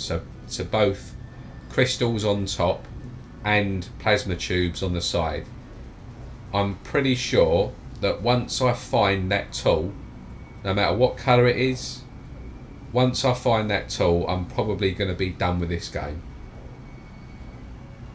So as soon as I may never find that tool, so I might carry on playing this game for another year, 2 years, just until I get fed up, basically. But I think once I find that tool, that kind of end game, like kind of sought after, top of the pile multi-tool that every hunter wants to find, I think I'm done. I'll be finished with this game. Then I can, I've been there, done it, got it, and kind of that's it for me. But I enjoy doing what I do for the community. I don't just do it for me. I try and do it to make everyone else's life a bit easier as well.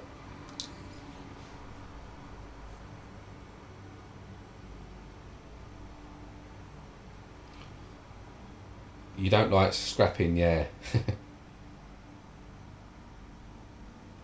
Took me like 4 hours reloading for the massive Venator. It's a bit of a hassle.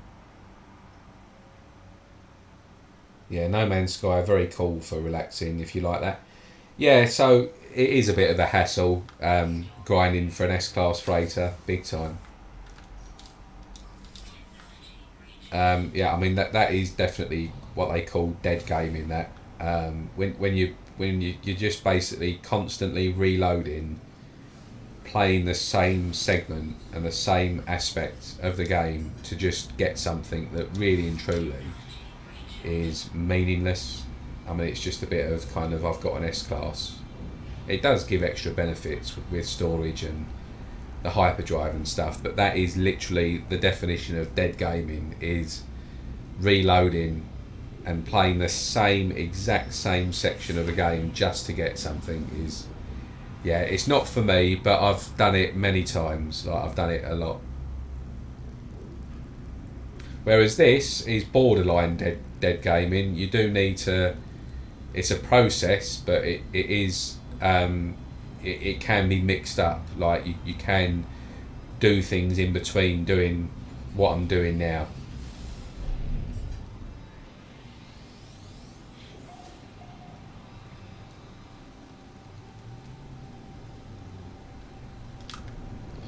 There's another settlement there. Let me just quickly go and see if this is an S-class.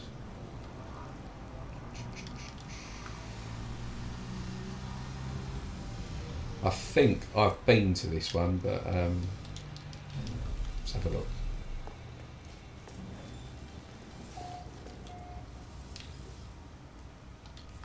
That's a B, so I wonder if that's going to be the same as the A. Probably.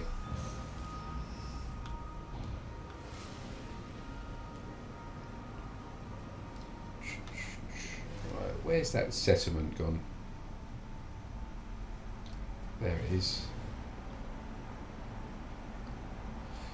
I've got a bit of an asteroid shower happening here.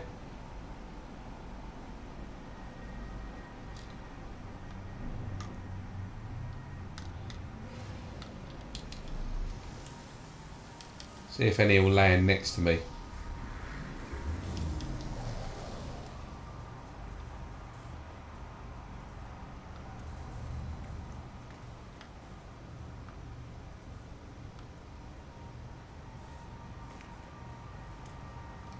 Normally lights up, doesn't it? Red.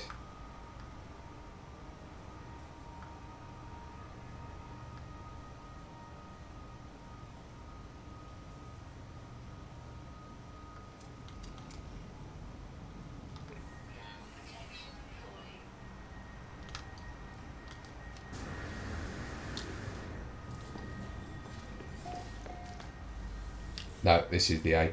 Right, so I'm just going to put a base computer down here, and I'm going to move on to a different system now. So I'm going to come back to this system and hunt for the S-class.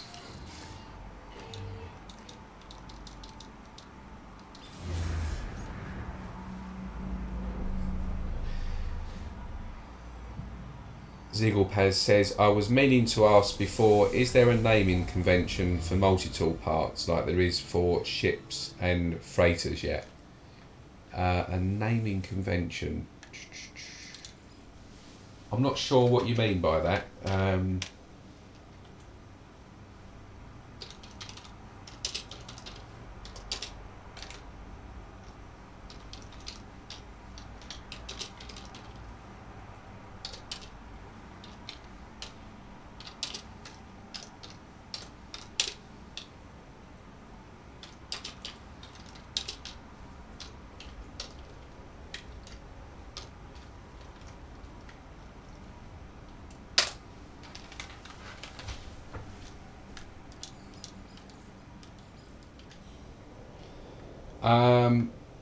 Is there a naming convention for multi-tool parts? There aren't really parts, to be fair.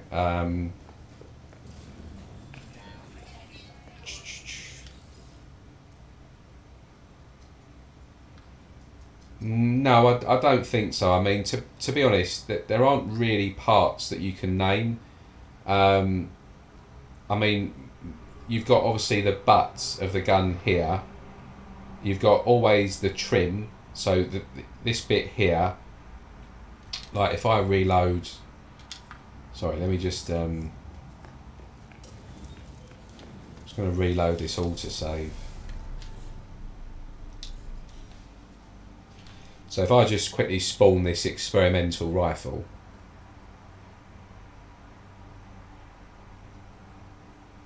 there's naming conventions for the actual type of multi-tool, but yeah, in terms of parts, I think I know what you mean. Like some have like bone and teeth and stuff like that, but like for instance, on this tool here, so just another thing to note as well. So you've got experimental rifles, which is what you're looking at. This is an experimental rifle. So in this game, so I'll just tell you a little bit about kind of multi-tools here. In this game, you've got basically pistols, mid-rifles and rifles. And for each of those three types of gun, you've got obviously pistol, mid-rifle and rifle. Each one of those you can get a standard pistol, mid-rifle and rifle, and you can get an alien pistol, mid-rifle and rifle, and you can get an experimental pistol, mid-rifle and rifle. Actually, tell a lie, you cannot get a mid-rifle experimental. You can only get either a pistol or a rifle. This is a rifle, and what you'll see the back end of this rifle here, this segment here, that is actually the pistol. So if you imagine, if you just cut the front off here, if you took these, this single tube here, the single barrel there at the end, cut this entire front bit of the rifle off and shove that on the front there, that there is the pistol. So that back section of the experimental rifle is actually the experimental pistol version of this rifle. Yeah? So like the starting pistol is a lot sleeker and a lot slimmer than this. And the experimental pistols, so look, I'll show you. So that's the starting pistol. Right? Very, very slim, very sleek. Some of these pistols have a little attachment on the side here that sticks out, that has the amount of ammo you've got left in a clip. But the experimental pistols, they look like this. So they're a lot fatter and a lot chunkier, and they tend to have wires. But this, if this had the rifle, would basically be an extended version of this. So this here is basically the back end of the rifle. Yeah, that pistol. But in terms of the parts, not really, no, because on experimentals you've just got the butt, the trigger, and the trim. So this tends to be black, but on crystal experimental rifles the finish is actually grey on some of them. Really rare that is, but you get a grey trim, like grey wires, grey wire there, and grey finish. But the only difference really is on these experimental rifles, they either have no wires here, so this will be no wires, or you get a raised wire that comes up there like that, or you get plasma tubers which go here, or you get crystals at the top. Now what you can get is a combo of all of that. So you could get an experimental rifle with crystals on the top, raised wires here, and plasma tubers there. But you could also get one with just crystals on the top and no wires, and different decals, like the decals change, but the parts don't really change. And it's the same with the aliens as well. So like this alien here, so with aliens you'll get either spikes on the top here, like these rear spikes here. You could get them on the top of the gun here. You can get a single shark tooth on the top here, or you can get a double shark tooth at the end coming out horizontally. But you can also get these with a crystal coming out the end. They're called lipsticks. That's what the community sort of calls them. And yeah, you get them with sort of crystals coming out the end there. And this is a rifle. So this is a 24 slot rifle. And if you get an S-class rifle, with S-class anything like ships, anything whatsoever, whatever you've got as an S-class, it will always come with the maximum possible slots. So like if you've got an S-class hauler, that will come with 48 slots. If you've got an S-class rifle, it will come with 24 slots, guaranteed every time. If you've got an S-class mid-rifle, that will come with a maximum of 16 slots. And an S-class pistol of any type like standard, alien or experimental, that will be a maximum of 10 slots. So it's 10, 16 and 24. So obviously before people could upgrade guns, right? Before you could upgrade the class and before you could upgrade the slots, everyone went after rifles, which is why you see a lot more rifles and experimental rifles posted than any other tool. Because back in the day, these were obviously the only tools, rifles, that you could get 24 slots. Until the upgrading came along with Origins. Which obviously made everyone's life a lot easier. So yeah, there's no real sort of parts, I don't think, so to speak. I've never seen an experimental pistol with a wire or teeth. So yeah, so basically, yeah, parts, like you'll never ever see an experimental rifle with crystal clips or with spikes or bone or teeth. In fact, tell a lie, you can get experimental rifles with 3 horns on the top.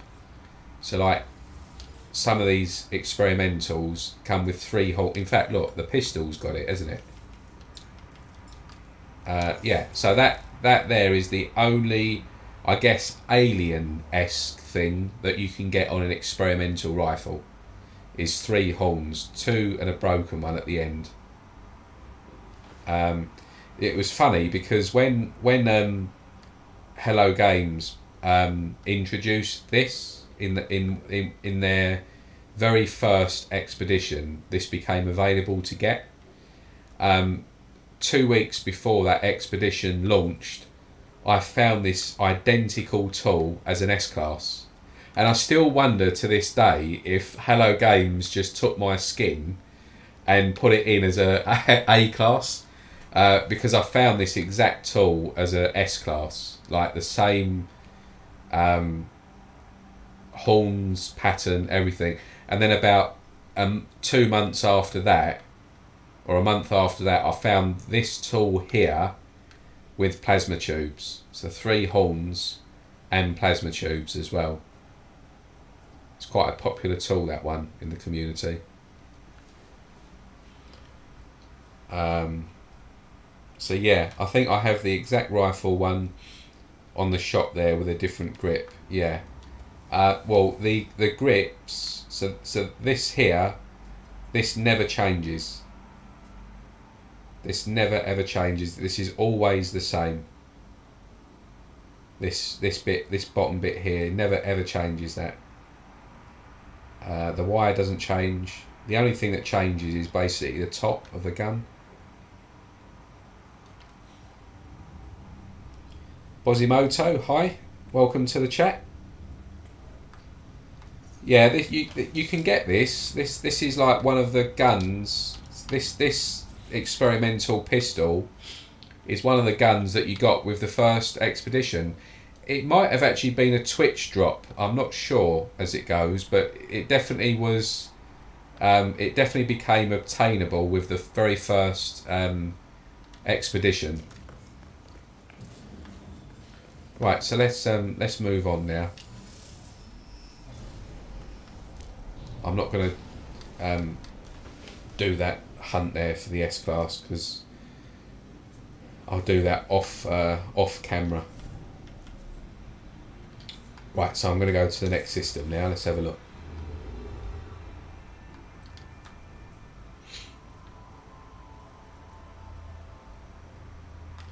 Yeah, so what I tend to do is I just get to where the centre of the galaxy is, which is obviously there, and I just try and basically head in that direction. So I'm just going to have a look and see what we've got. 4 planets at least, no moons yet. We'll go here. Old Bones, welcome to the chat.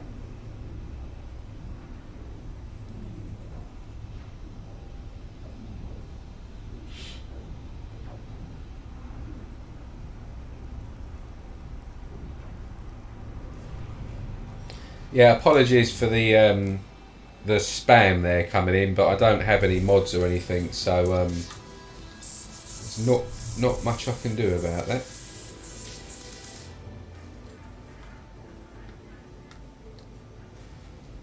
Right, let's just quickly get this over and done with.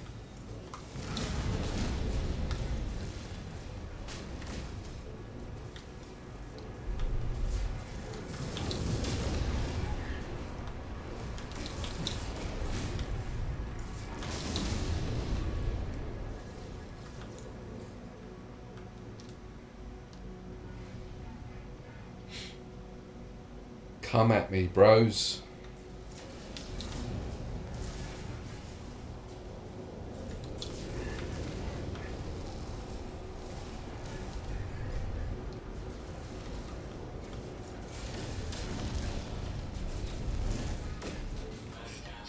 Right, just for the sake of looking, I'm just going to see what this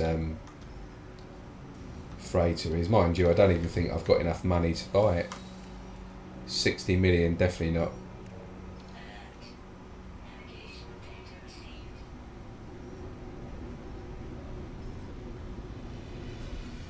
$60 million right at the start of the of this save. It's only a B class anyway. Come on, let me skip that.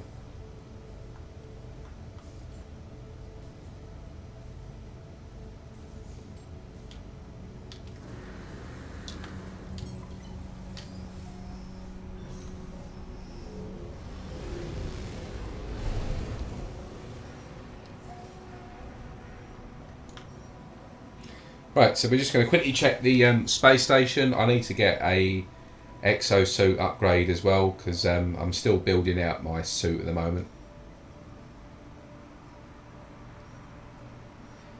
You found a chocolate black lipstick alien rifle. Is it rare? Yeah, lipsticks are really rare. Yeah, they're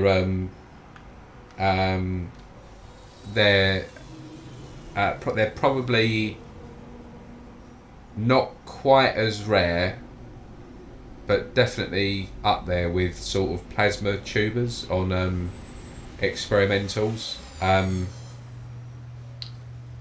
The rarest tool in the game is definitely the experimental rifles that come with both the plasma tubers and crystals. But just take that one out of the equation. Probably the next rarest gun you can get is either a lipstick or the aliens that have the shark tooth bones on them. So yeah, it's a super rare find. Most people kind of, pretty much probably about 99% of No Man's Sky players will not encounter a plasma tuber multi-tool or a lipstick in their entire playthrough. You've got to be very, very, very, very lucky to get one of those, like extremely lucky, because they're really rare. Or you've got to be an active, like weekly multi-tool hunter. If you're not a tool hunter, they're incredibly rare to get. Yeah.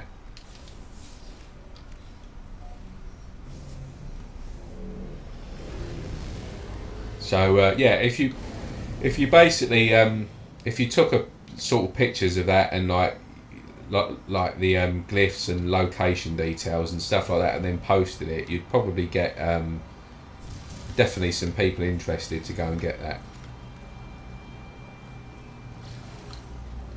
Chocolate colour, it in some lights that might be black, but I know what you mean. It's kind of a browny black colour, isn't it?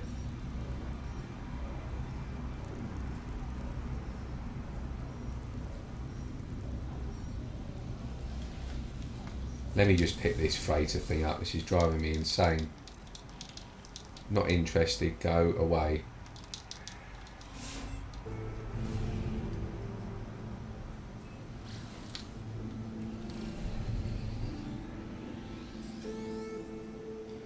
You tool hunt on the weekends. Yeah, good.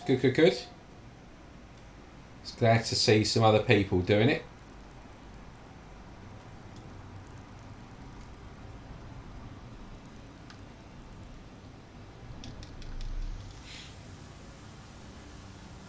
Right, let's hope we get an A class quick. Come on, A class. We don't want anything else. We just want an A class.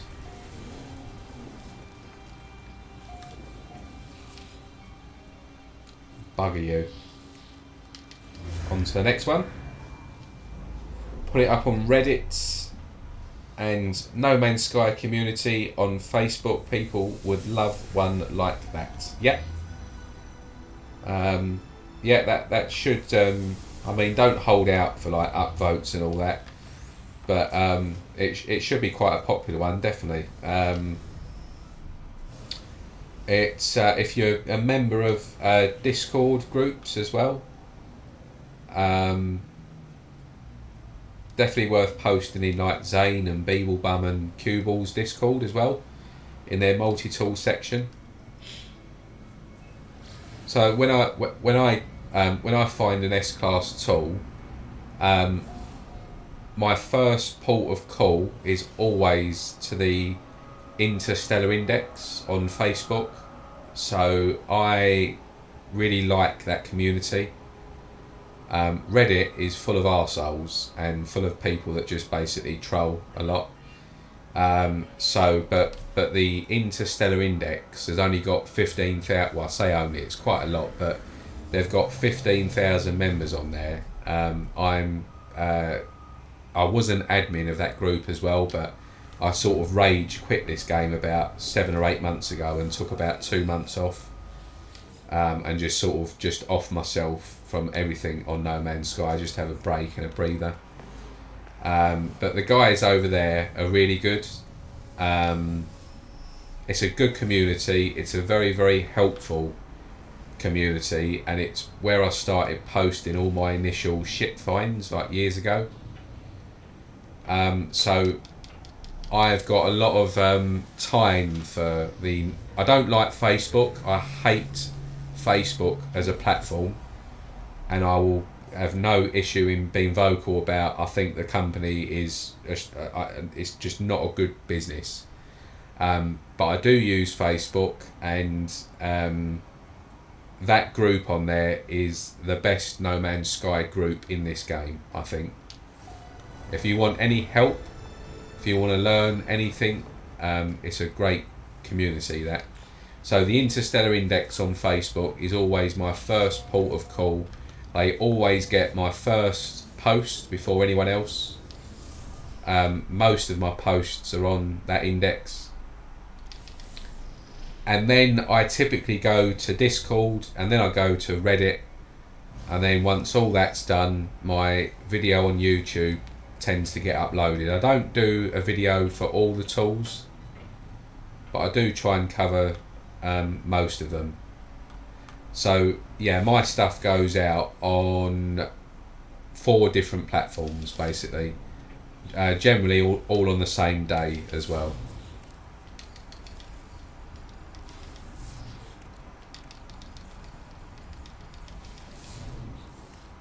Yeah, Indexicans are really organised. Yeah, they're good, and the thing is they don't stand for any shit on that platform either.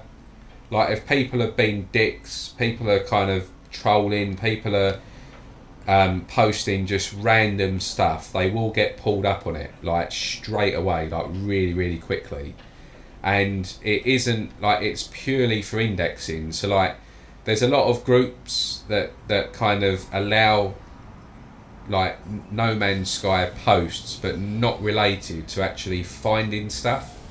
Whereas the Interstellar Index, the admins in there are really on it with taking just completely irrelevant, non-indexed type of stuff down, which is not a bad thing. Like, it needs to be kind of a clean index, and they're really good at doing that. So yeah, like if you haven't got an issue with Facebook, get yourself in there. It's a good group.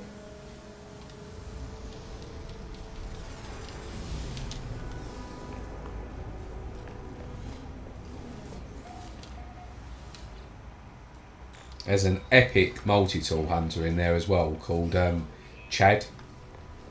Chad Badur. He's one of the admins in the group, but he has found some excellent, like really rare multi-tools, like super rare. Yeah, he's up there with sort of Lava Lamp. He's found some excellent finds. In fact, most of the tools in the sort of main multi-tool album is from Chad, I think.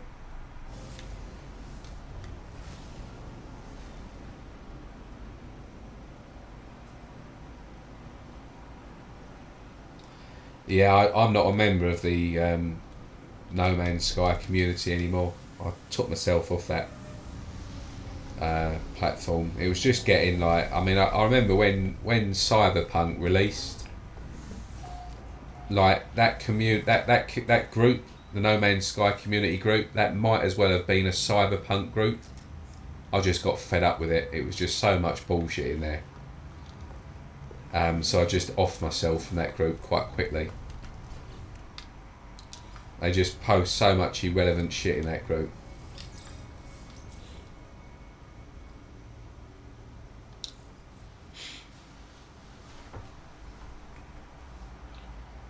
They went through a phase as well about that Leaf player as well, didn't they? Where he sort of said, this group is... Oh, I can't remember what the sort of meme was, but it was like No Man's Sky is the of all time, and didn't put in like best or something stupid like that. And like every other post, it went through a phase of just like doing that, and I was just like, oh, this is just not for me. So yeah, I only follow the index on Facebook. So I think I've found the native A class here, so I'm just going to quickly reload and see what else we've got in the system. Yeah, Leaf. Yeah, Leaf, that's it. That's it, No Man's Sky, one of the games of all time. Yeah, that was it. It is quite funny, like when it first come about, but it's just been so abused now. It's just not funny anymore.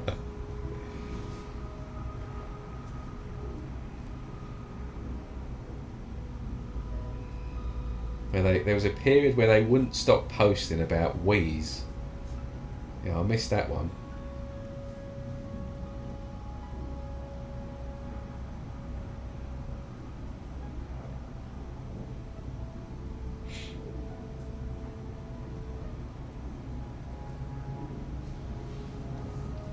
But yeah, Reddit's quite good. I mean, it's definitely like it's obviously a huge following on there. So you can pretty much find like most things that you'd want really from Reddit. But there's a lot of twats on there as well. Like, to be completely honest, like very few of the sort of veteran / content creators / well-known players in No Man's Sky are on Reddit. Like, that they might be on Reddit, but they don't post to the Reddit groups, just purely because it's generally just full of weirdos. Like Beeblebum will rarely post in Reddit. You won't really see many of the big names in this game on there.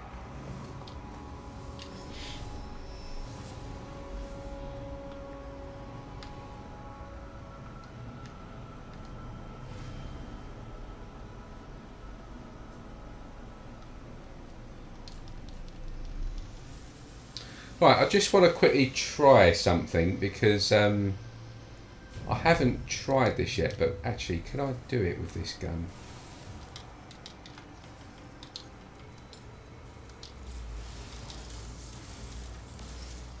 Damn it.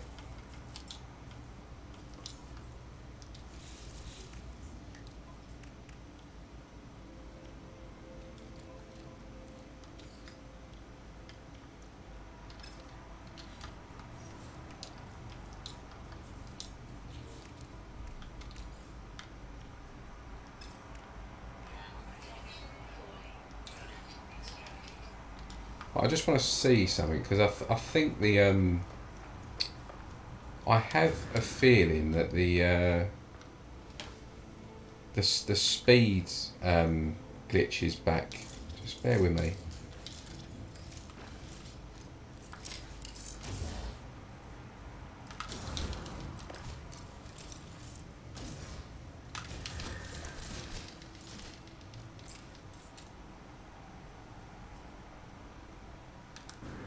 It is. Mind you, it's quite dangerous if you haven't got any shields.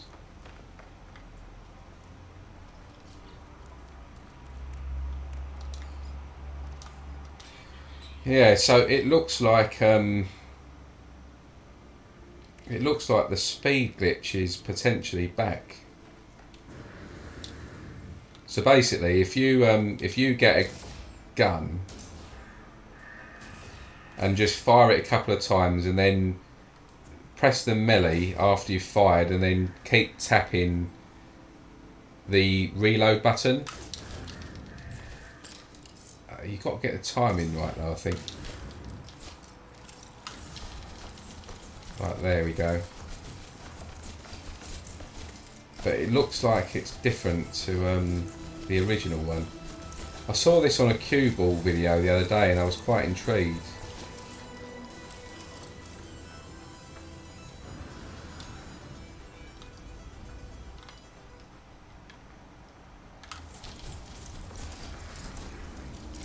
I mean, it's not really that quick, is it, anymore? You can't jetpack anymore to do it.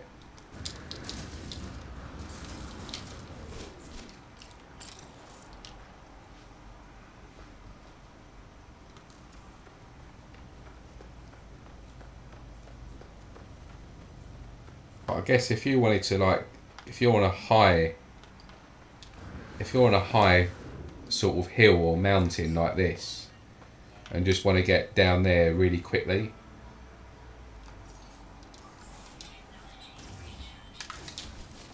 it can be done. But you need shields.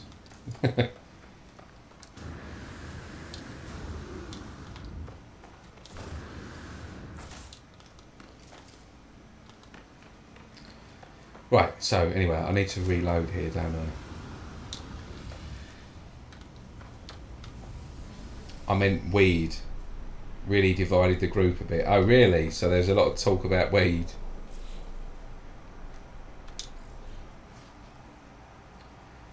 Yeah, we've all been there and done that. I used to smoke a bit when I was younger, but I haven't done that for years. Years and years.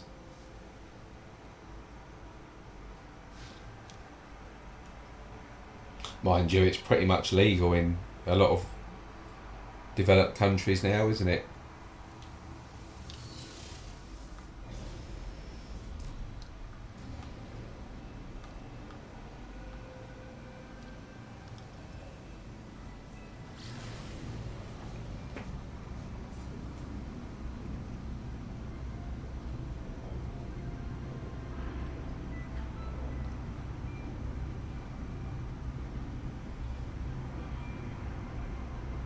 Right, I think I'm gonna just see what we've got in this system. We haven't been lucky with an S-class today, but we have potentially found one to find. I'm just going to see what these last 4 planets yield, and then probably call it a night. I feel like I'm getting quite tired now.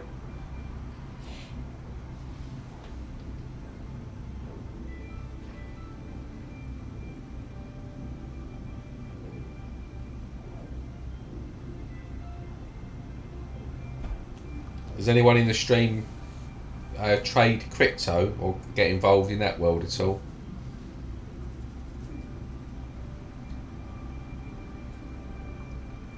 Did you say that if you do, I'm assuming you saw that new coin that released yesterday that's gone up 100,000% in like 24 hours or something stupid? Probably be yet another waste of time.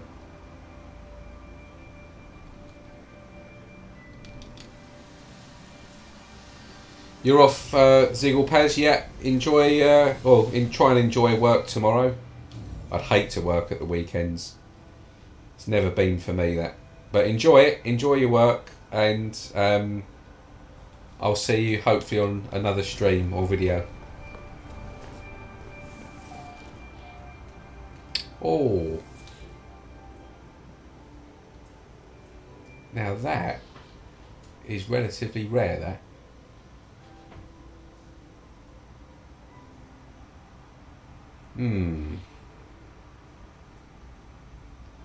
So this is a standard mid rifle. As you can see, we've got 1, 2, 3, 4, 5, 6, 7, 10, 11, 12, 13, 14, 15, 16 slots. So at an S class, this will also be a maximum of just 16 slots. This is a standard mid rifle, like a system rifle, but these crystals here, particularly the long ones, are quite unique. They're quite rare, and I definitely have it. I found 3 or 4 of these, but I haven't yet found a black crystal one. So I think I'm going to try and get the S class of this. Dreams of the Stars.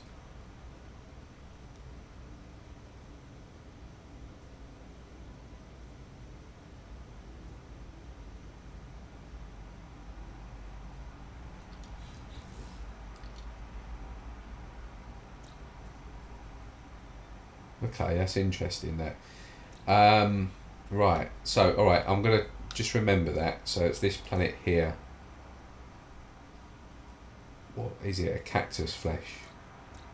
Okay. Yeah. Okay. So I'm gonna see what spawns from these planets here. But I think I'm actually gonna search for this tool. Because this is unique. Like, it is. You won't see many of these posted. So look, I'll show you in first person. Look at them crystals. It looks really good.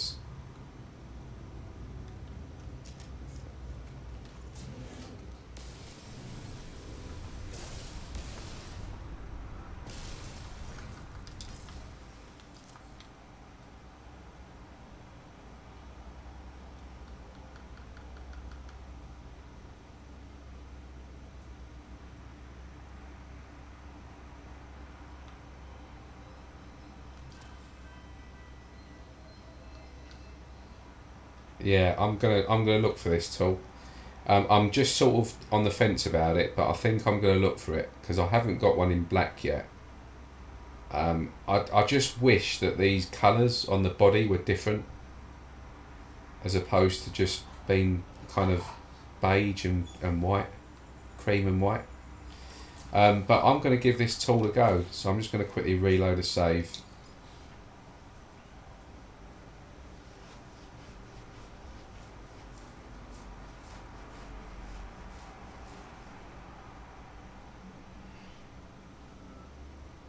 Yeah, you've never seen one like that. Yeah, so I've actually found probably about 4 or 5 of these this actual exact type of tool with the crystals and the same model, but all in different colours, and the crystals have been different colours as well.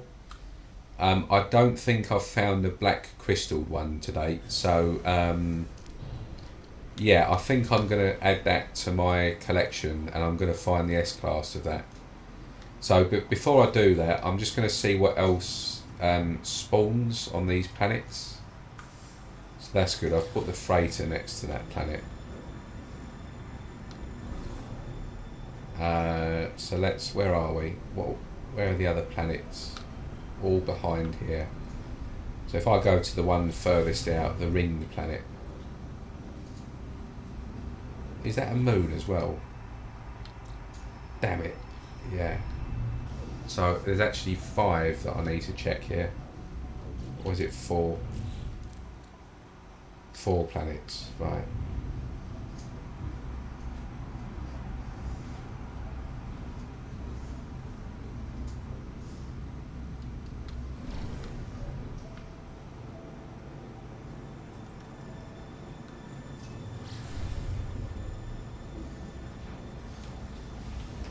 Nala.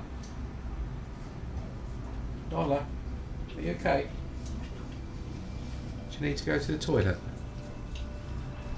Good girl. Good girl.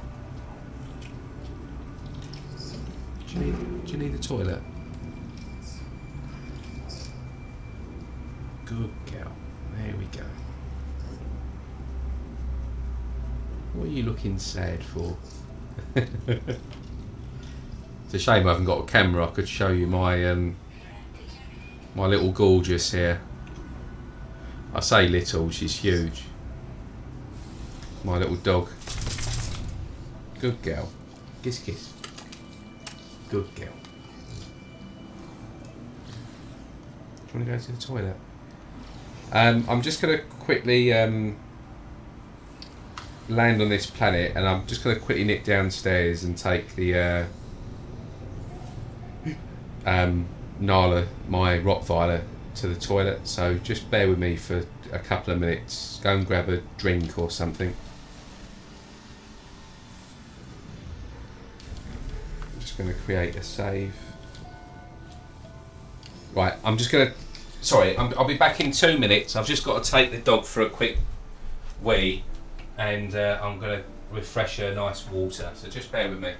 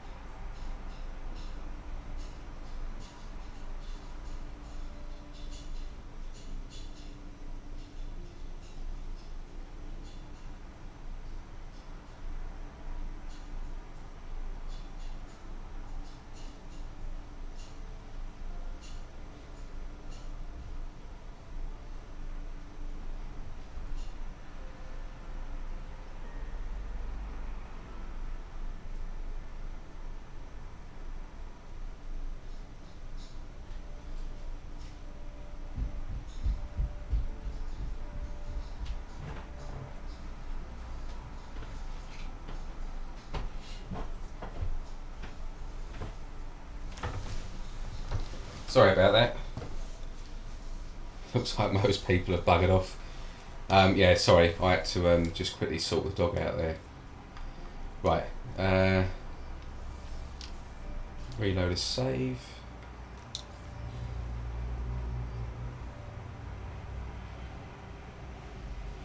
Star Wars fans seem to like white. Yep, they do.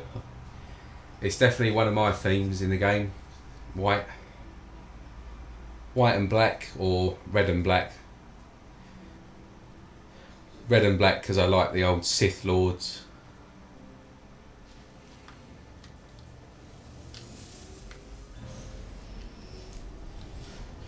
Right, so back to the settlement just to see what this moon has spawned.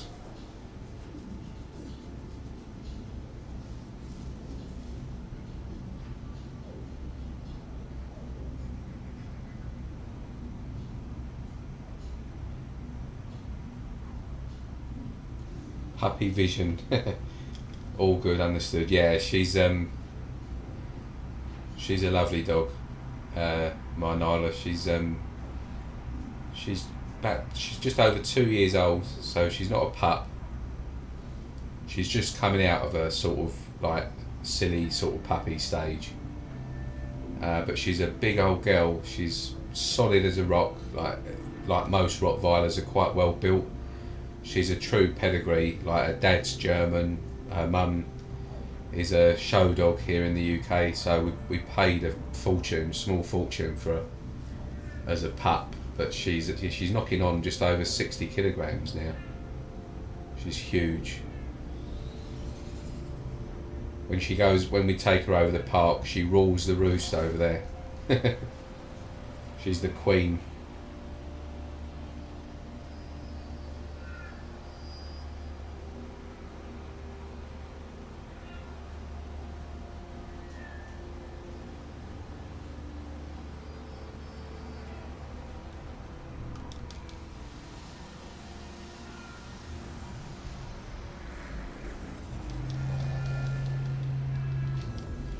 Right, so let's see what we've got here. Then we've got 3 more to do, just a standard one, and then is that all white? No, I don't think so. No. So we've got 3 more to do, and then what I'll need to do is fly back to the planet where that tool spawned from. I'll need to sort of just conduct a quick search until that tool spawns, and then I'll whack a save beacon down and probably end there. So I've basically got two more S-class tools to find. I've got the experimental rifle and this one here. This one's a bit different to like my standard sort of searches, but it's worth a search, I think, in my opinion.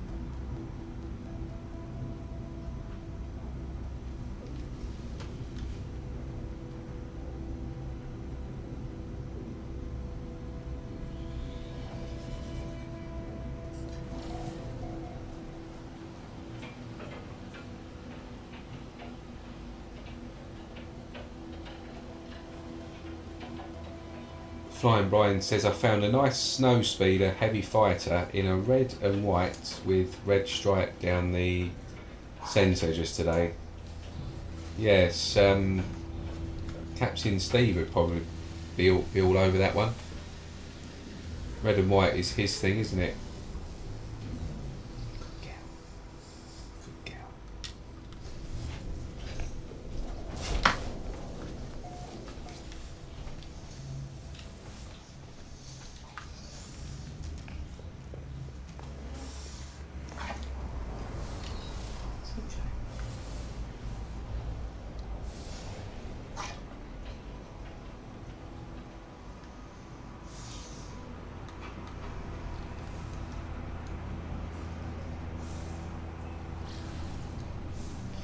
snow speeder fighters though, I've never really sort of I've never sort of had a soft spot for snow speeders. I think some look quite good. It's just yeah, there's just something about them that I don't like that much. They're not my sort of worst fighter though. I think for me that's probably Vipers.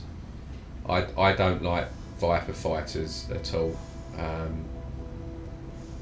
I think if I was to put sort of an order of the types of fighters that I like, it would be at the very top Alpha, then Long Nose, then Needle Nose, and then sort of a flip of a coin between Stubby and Rasa, and Snow Speeder at the bottom of the pack with Vipers. I don't like Vipers. I've just never really got into Vipers. Yeah, like the X-Wing out of... No, not the X-Wing, the Y-Wing out of Star Wars.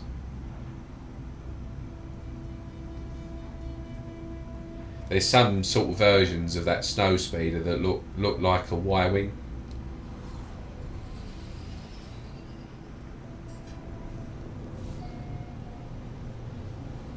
Yeah, Alphas are my favourite though. I really like Alphas. I just think that they've got a really good finish. I don't even know what it is really. I mean, this is obviously the Alpha Vector, but I just think that it looks like a ship, like a... It looks like a starship, how a starship should look. Whereas the other ones are a little bit kind of... I don't know, I mean... The jet fighter actually looks like very human, like human made. But this is the sort of ship that I would imagine would be in something like Star Wars. I just think from all angles, this ship looks the part. And it's massively underrated. Like, it doesn't get a lot of love compared to what I think it should. Not this like golden Vector, but just the Alpha in general. I think it doesn't matter what parts you put on an Alpha, they all look good. Like all the thrusters, the wings, everything that you can put on a fighter goes really well on an Alpha. There's just something about it. It's a lovely ship. It's always been my favourite, that.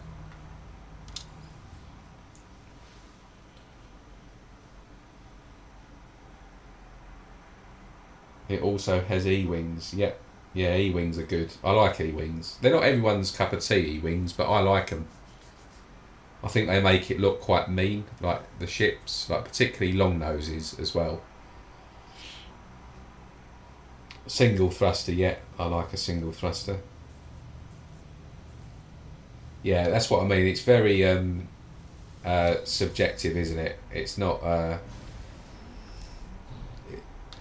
it's what's kind of great for me is not necessarily great for everyone else, sort of thing.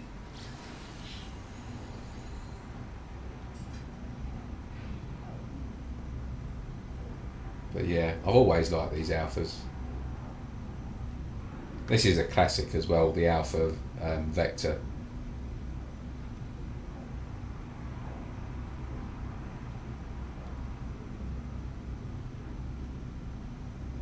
The nice thing about this ship though is, and you probably know this, but it's got the patterns that are found on all the exotics ships.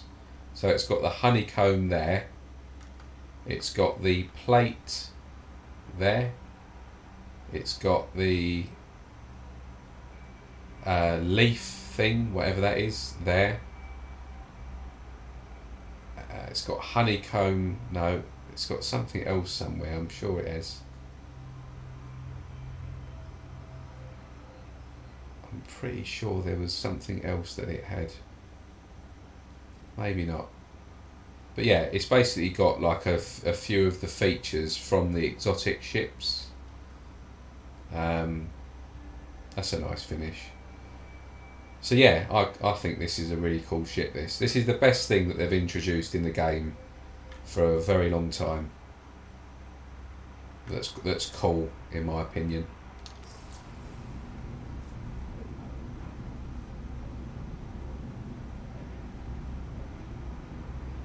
You like the R2, like the droid wings? Yeah, they're quite cool.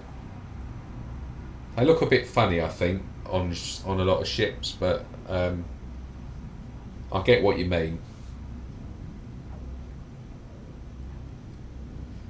It would be cool if you could get ships that have the R2 unit on the top as well, like as they are in Star Wars. That would be really cool.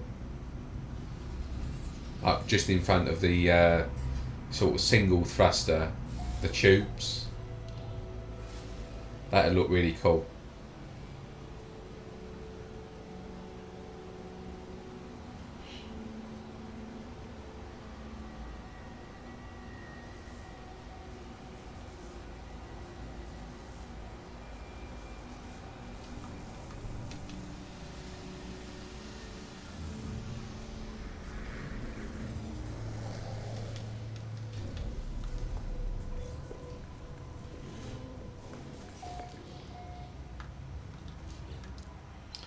Right, one more planet, and then I'm just going to quickly fly to that planet that had the black crystal mid-rifle, and just find the first settlement that spawns that tool, and then I'm going to plonk a marker down and probably call it a night. You can probably tell by my voice I'm getting quite tired now. I can't do these long streams. My attention span is not that great. I think it's probably as well because I sit in front of a computer for the bulk of the day doing my job. I don't work in IT, but I do use a computer.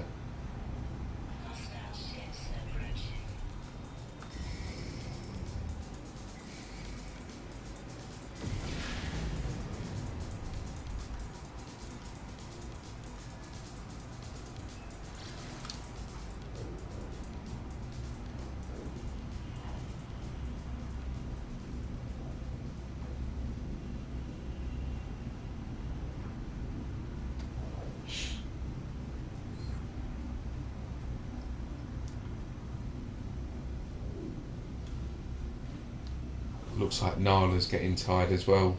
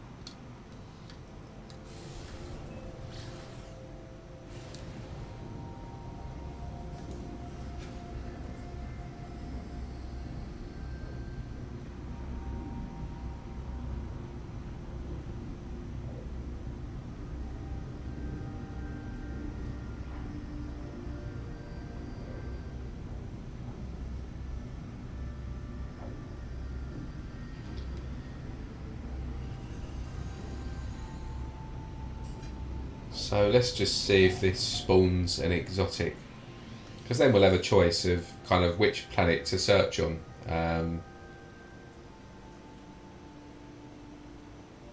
I've had a system before that's had 4 different exotics spawn in the same system, all as S-class as well. I think it was 3 experimentals and 1 alien, which is super rare. That you get quite a few with like 2. That's just a standard rifle. Right, so we'll go to the next the planet that spawned that tool with a crystal. So I just need to see the name of it. It was this one here, something Sagat. It's towards where my freighter is, I think. Yeah, I think it's that planet where the freighter is.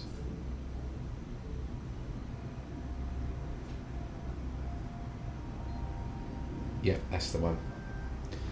A desert planet as well, which is good.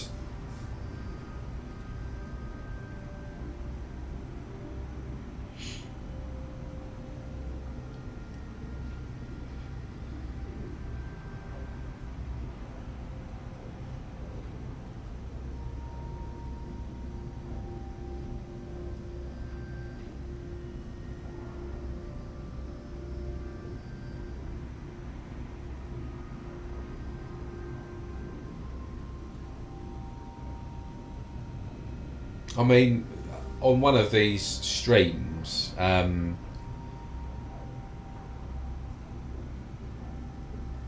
if one of you guys and girls, if you want to just for a bit of practice, come and look for one of these tools and actually do the process. Like if you want to find an experimental,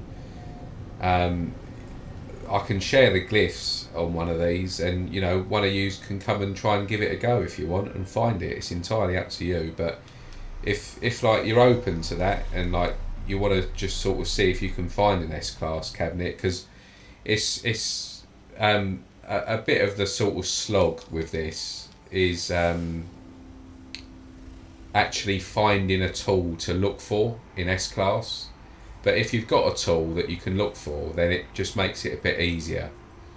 So, like, if any of the tools that I find, if you want to give one of them a go yourself, then just let me know, and I'll just leave it, and then perhaps you can come here and have a look for yourself and just see if you can do what I do and come and find like either this tool or the experimental tool and give it a crack. I'm not fussed about that. I mean, I've found hundreds of them, so. But like I said, I mean, it's not going to be for everyone, this.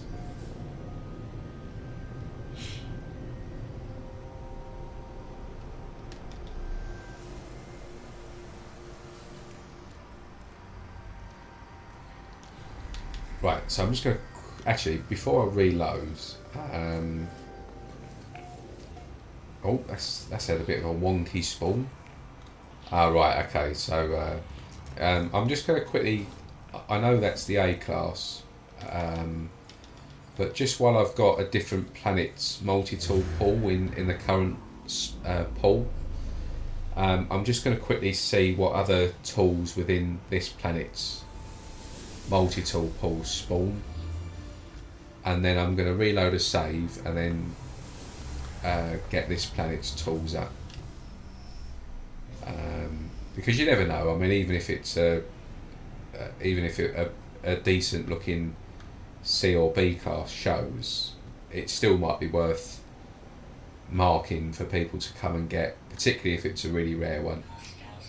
I don't often post like anything under an S class, but sometimes like if you get a really rare tool that like is just a B or a C, it's still worth posting.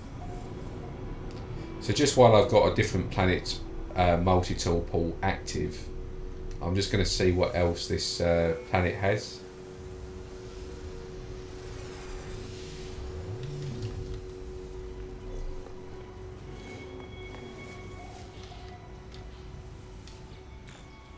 So that's its C class. So we've seen its A and its C. I wonder if it's going to have any more.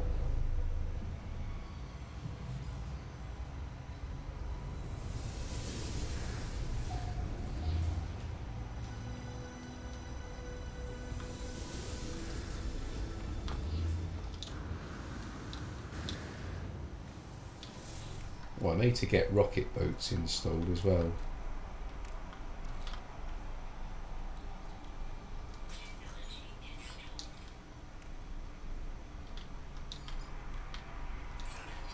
I don't know why I just did that.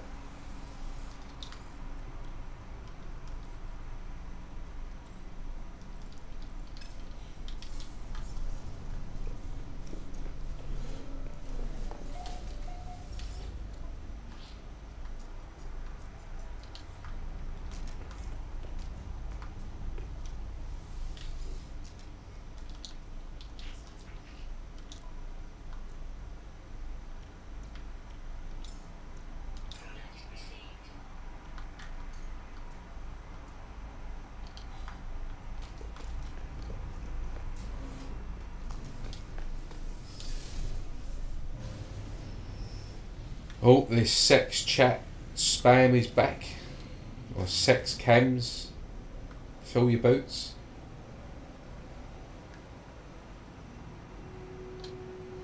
I have to work out how to block them if you can.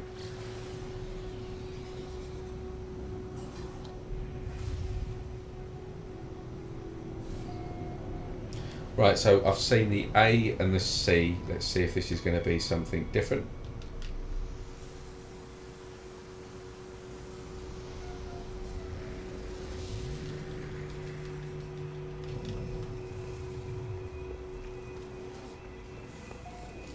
That's the A. That spawned as a B. So let's just have another quick look.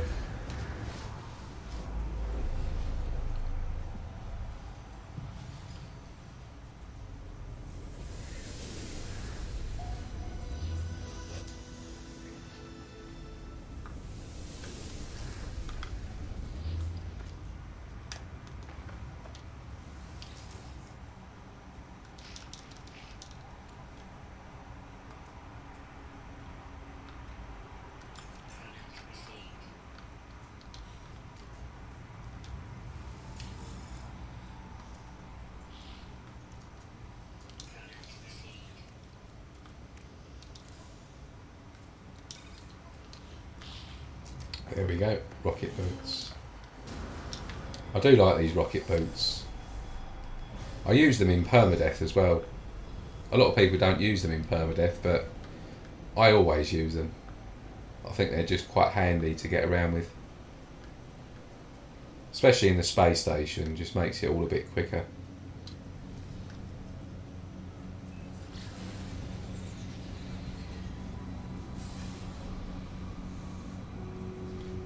So right, we've got the A and the C.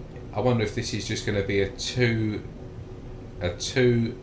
tool pool of multi-tools, because they go from 2 all the way up to 5. You can get up to 5 different varieties of tool on each planet.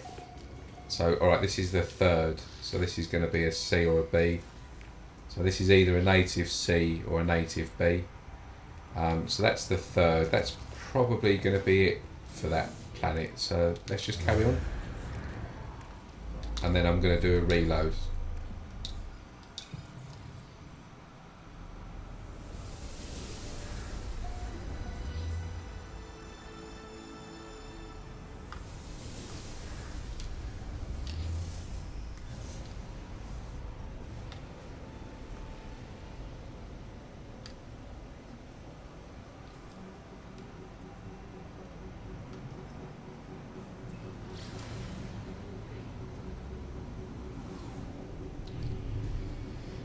Thanks again for sharing the process. I've been more of a drifter, mainly focused on ships and dabbling in tool hunting. With your help, now I've got much better idea of how to do it properly. No problem at all. That's kind of what we're here for, just to kind of help and steer you in the right direction. Or if you've got any questions, any issues or anything like that, then I won't know everything, but I can certainly do my best to try and help. So at least you've learnt something. I'm pleased that there's at least one person that's learnt something new anyway. All good. It's nice to hear that. Right, last one, and then I'm going to reload on this planet, find the tool that we're going to hunt for, and then I'm going to place a marker down and probably call it a night. You never know, in the next couple of cabinets though we could get the S-Class, so let's just keep going.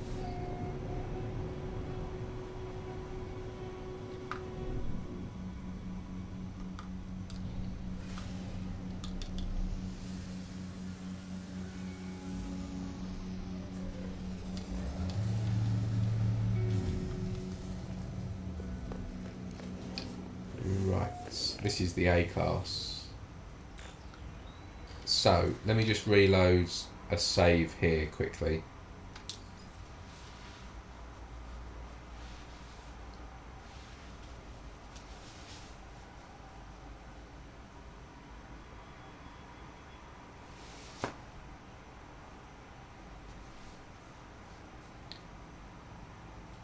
And then I will whack a marker down. I'm just going to try and just look in a few more different cabinets.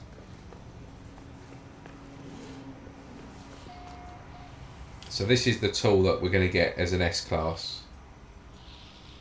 Yeah, that's definitely worth hunting for an S-Class. These crystals are very, very rare. The tool itself is as common as muck. Like, you can get this tool in more or less every system, but what makes this tool unique is these crystals. You don't often see these crystals, and because they're black as well, which are is a nice colour. It's it's just worth the hunt, this one, because I definitely haven't got this tool in black crystal. I've got it in several other different colour crystals, but not a black one. So I'm definitely going to get this as S-Class. The more I look at it, the more I think it's worth finding as an S. So yeah, this is definitely going to be something I'm going to get. So what I'm going to do is just to mark it, I'm going to mark this as the A. Manual save, and I just want to quickly now do a few more cabinets just to see if we get the S-Class in the next few, and I just want to have a look at what else this planet spawns in terms of tools. So I kind of don't want to see the S yet. I want to see what else this planet has to give in terms of tools. So I want to see a C, a B, and whatever else it's got before I start doing a proper full hunt on this.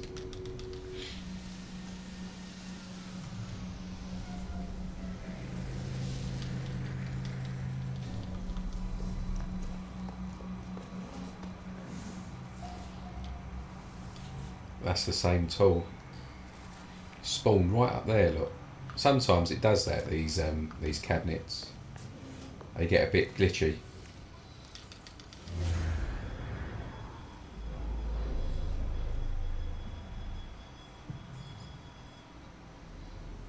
Just another little tip is sometimes if you're not just minor settlements, but if you're coming into a building from the sky, sometimes the settlement can appear buried, or like not just settlements but like sort of manufacturing facilities. Sometimes they don't appear and they just remain like the markers there, but you don't see a building, like it hasn't rendered in. All you need to do is just fly up out of the atmosphere and fly back down again, and it will reappear. So don't panic. You can just fly out of the atmosphere, back down, and it will render back in.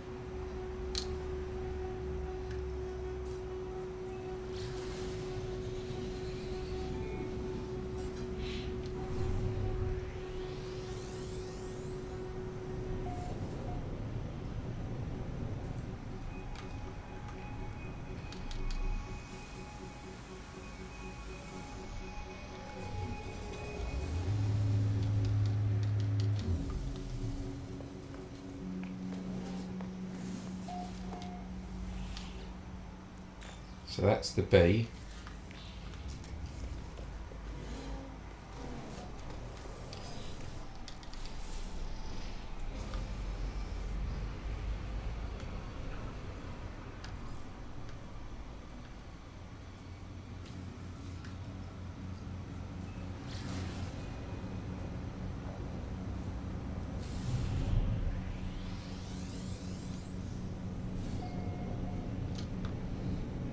That's like a Great Wall of China, isn't it? That, look, that ridge going all the way along here. Look,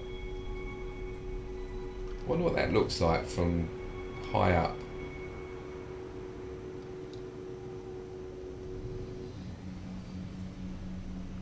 That's quite a long ridge line. That, it's pretty cool around this basin here.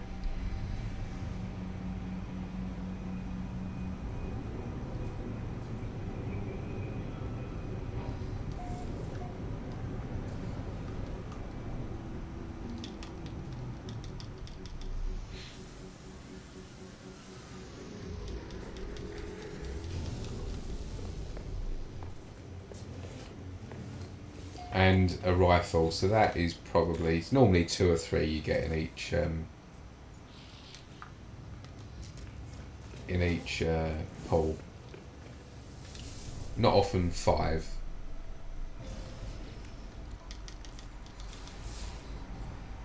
Typically it's kind of, you get the standard 3 like A, B and C, but you do get some systems that, some planets or moons that have 4 or 5. So if a planet or moon has 4 or 5 different tools in its pool, obviously one or 2 of those tools are going to be the same class, and then it's literally a case that the RNG kicks in and decides which one of those, like if you've got 2 A classes, only one of those A classes can appear in an S class cabinet, and you can't decide that, the game does.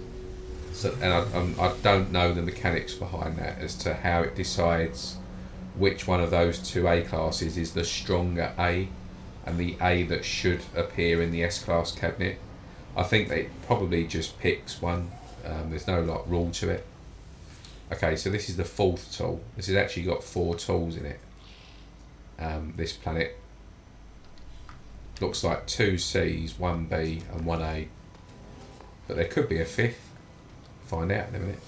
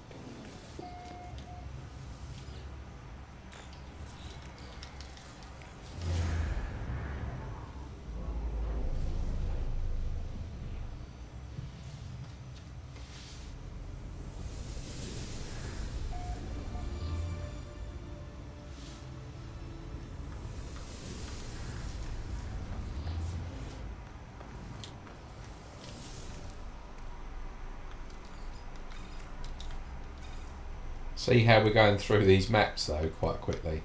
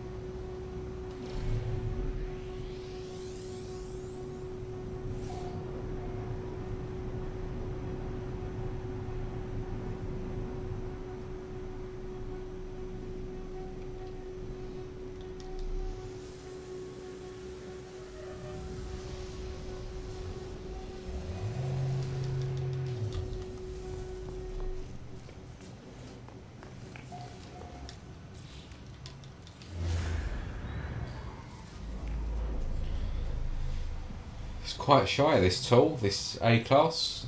Only seen it a couple of times so far.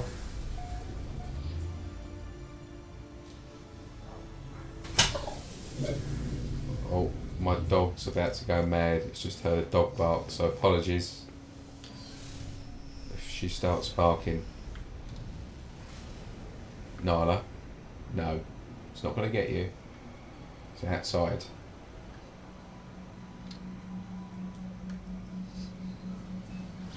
Good girl.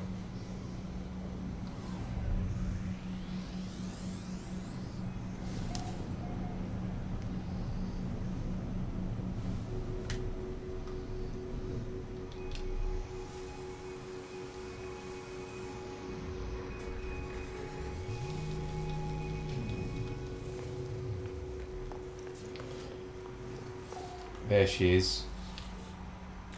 Right.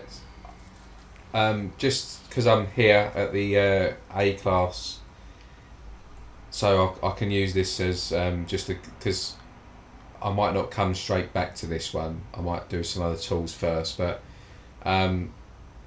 this is the tool that I'm going to hunt next as an S-class. But I think I'm going to call it a night here on this stream now. It's coming up to 11 o'clock UK time, 11 o'clock in the evening. And yeah, it sounds like the dog's about to go mental as well. So it's probably a good time to finish. But this is going to be the tool that I next look for on this save. I'm going to get this as an S-class. So actually, I mean, we've had two systems that have spawned two relatively decent tools to look for on this stream. So we had the experimental rifle with green decals. We're going to get that as an S-class as well. And we've had this one as well. So we've had a couple of good tools. Doesn't always go that way. Sometimes we get 4 or 5 in 2 or 3 hours, but sometimes we can get none, literally. I've played this game before for like 3 hours straight and not had a single tool come up worth even looking for. So it's just the way it goes. It's complete luck. So yeah, look, thanks for everyone who joined. There's been a couple of lurkers, I think, but thanks to Pan. Thank you, Flying Brian. You seem to always be a regular on the stream, Flying Brian, and Bozimoto as well. So much appreciated. Ziggle Paz, Zane's World as well. Cheers for joining earlier on.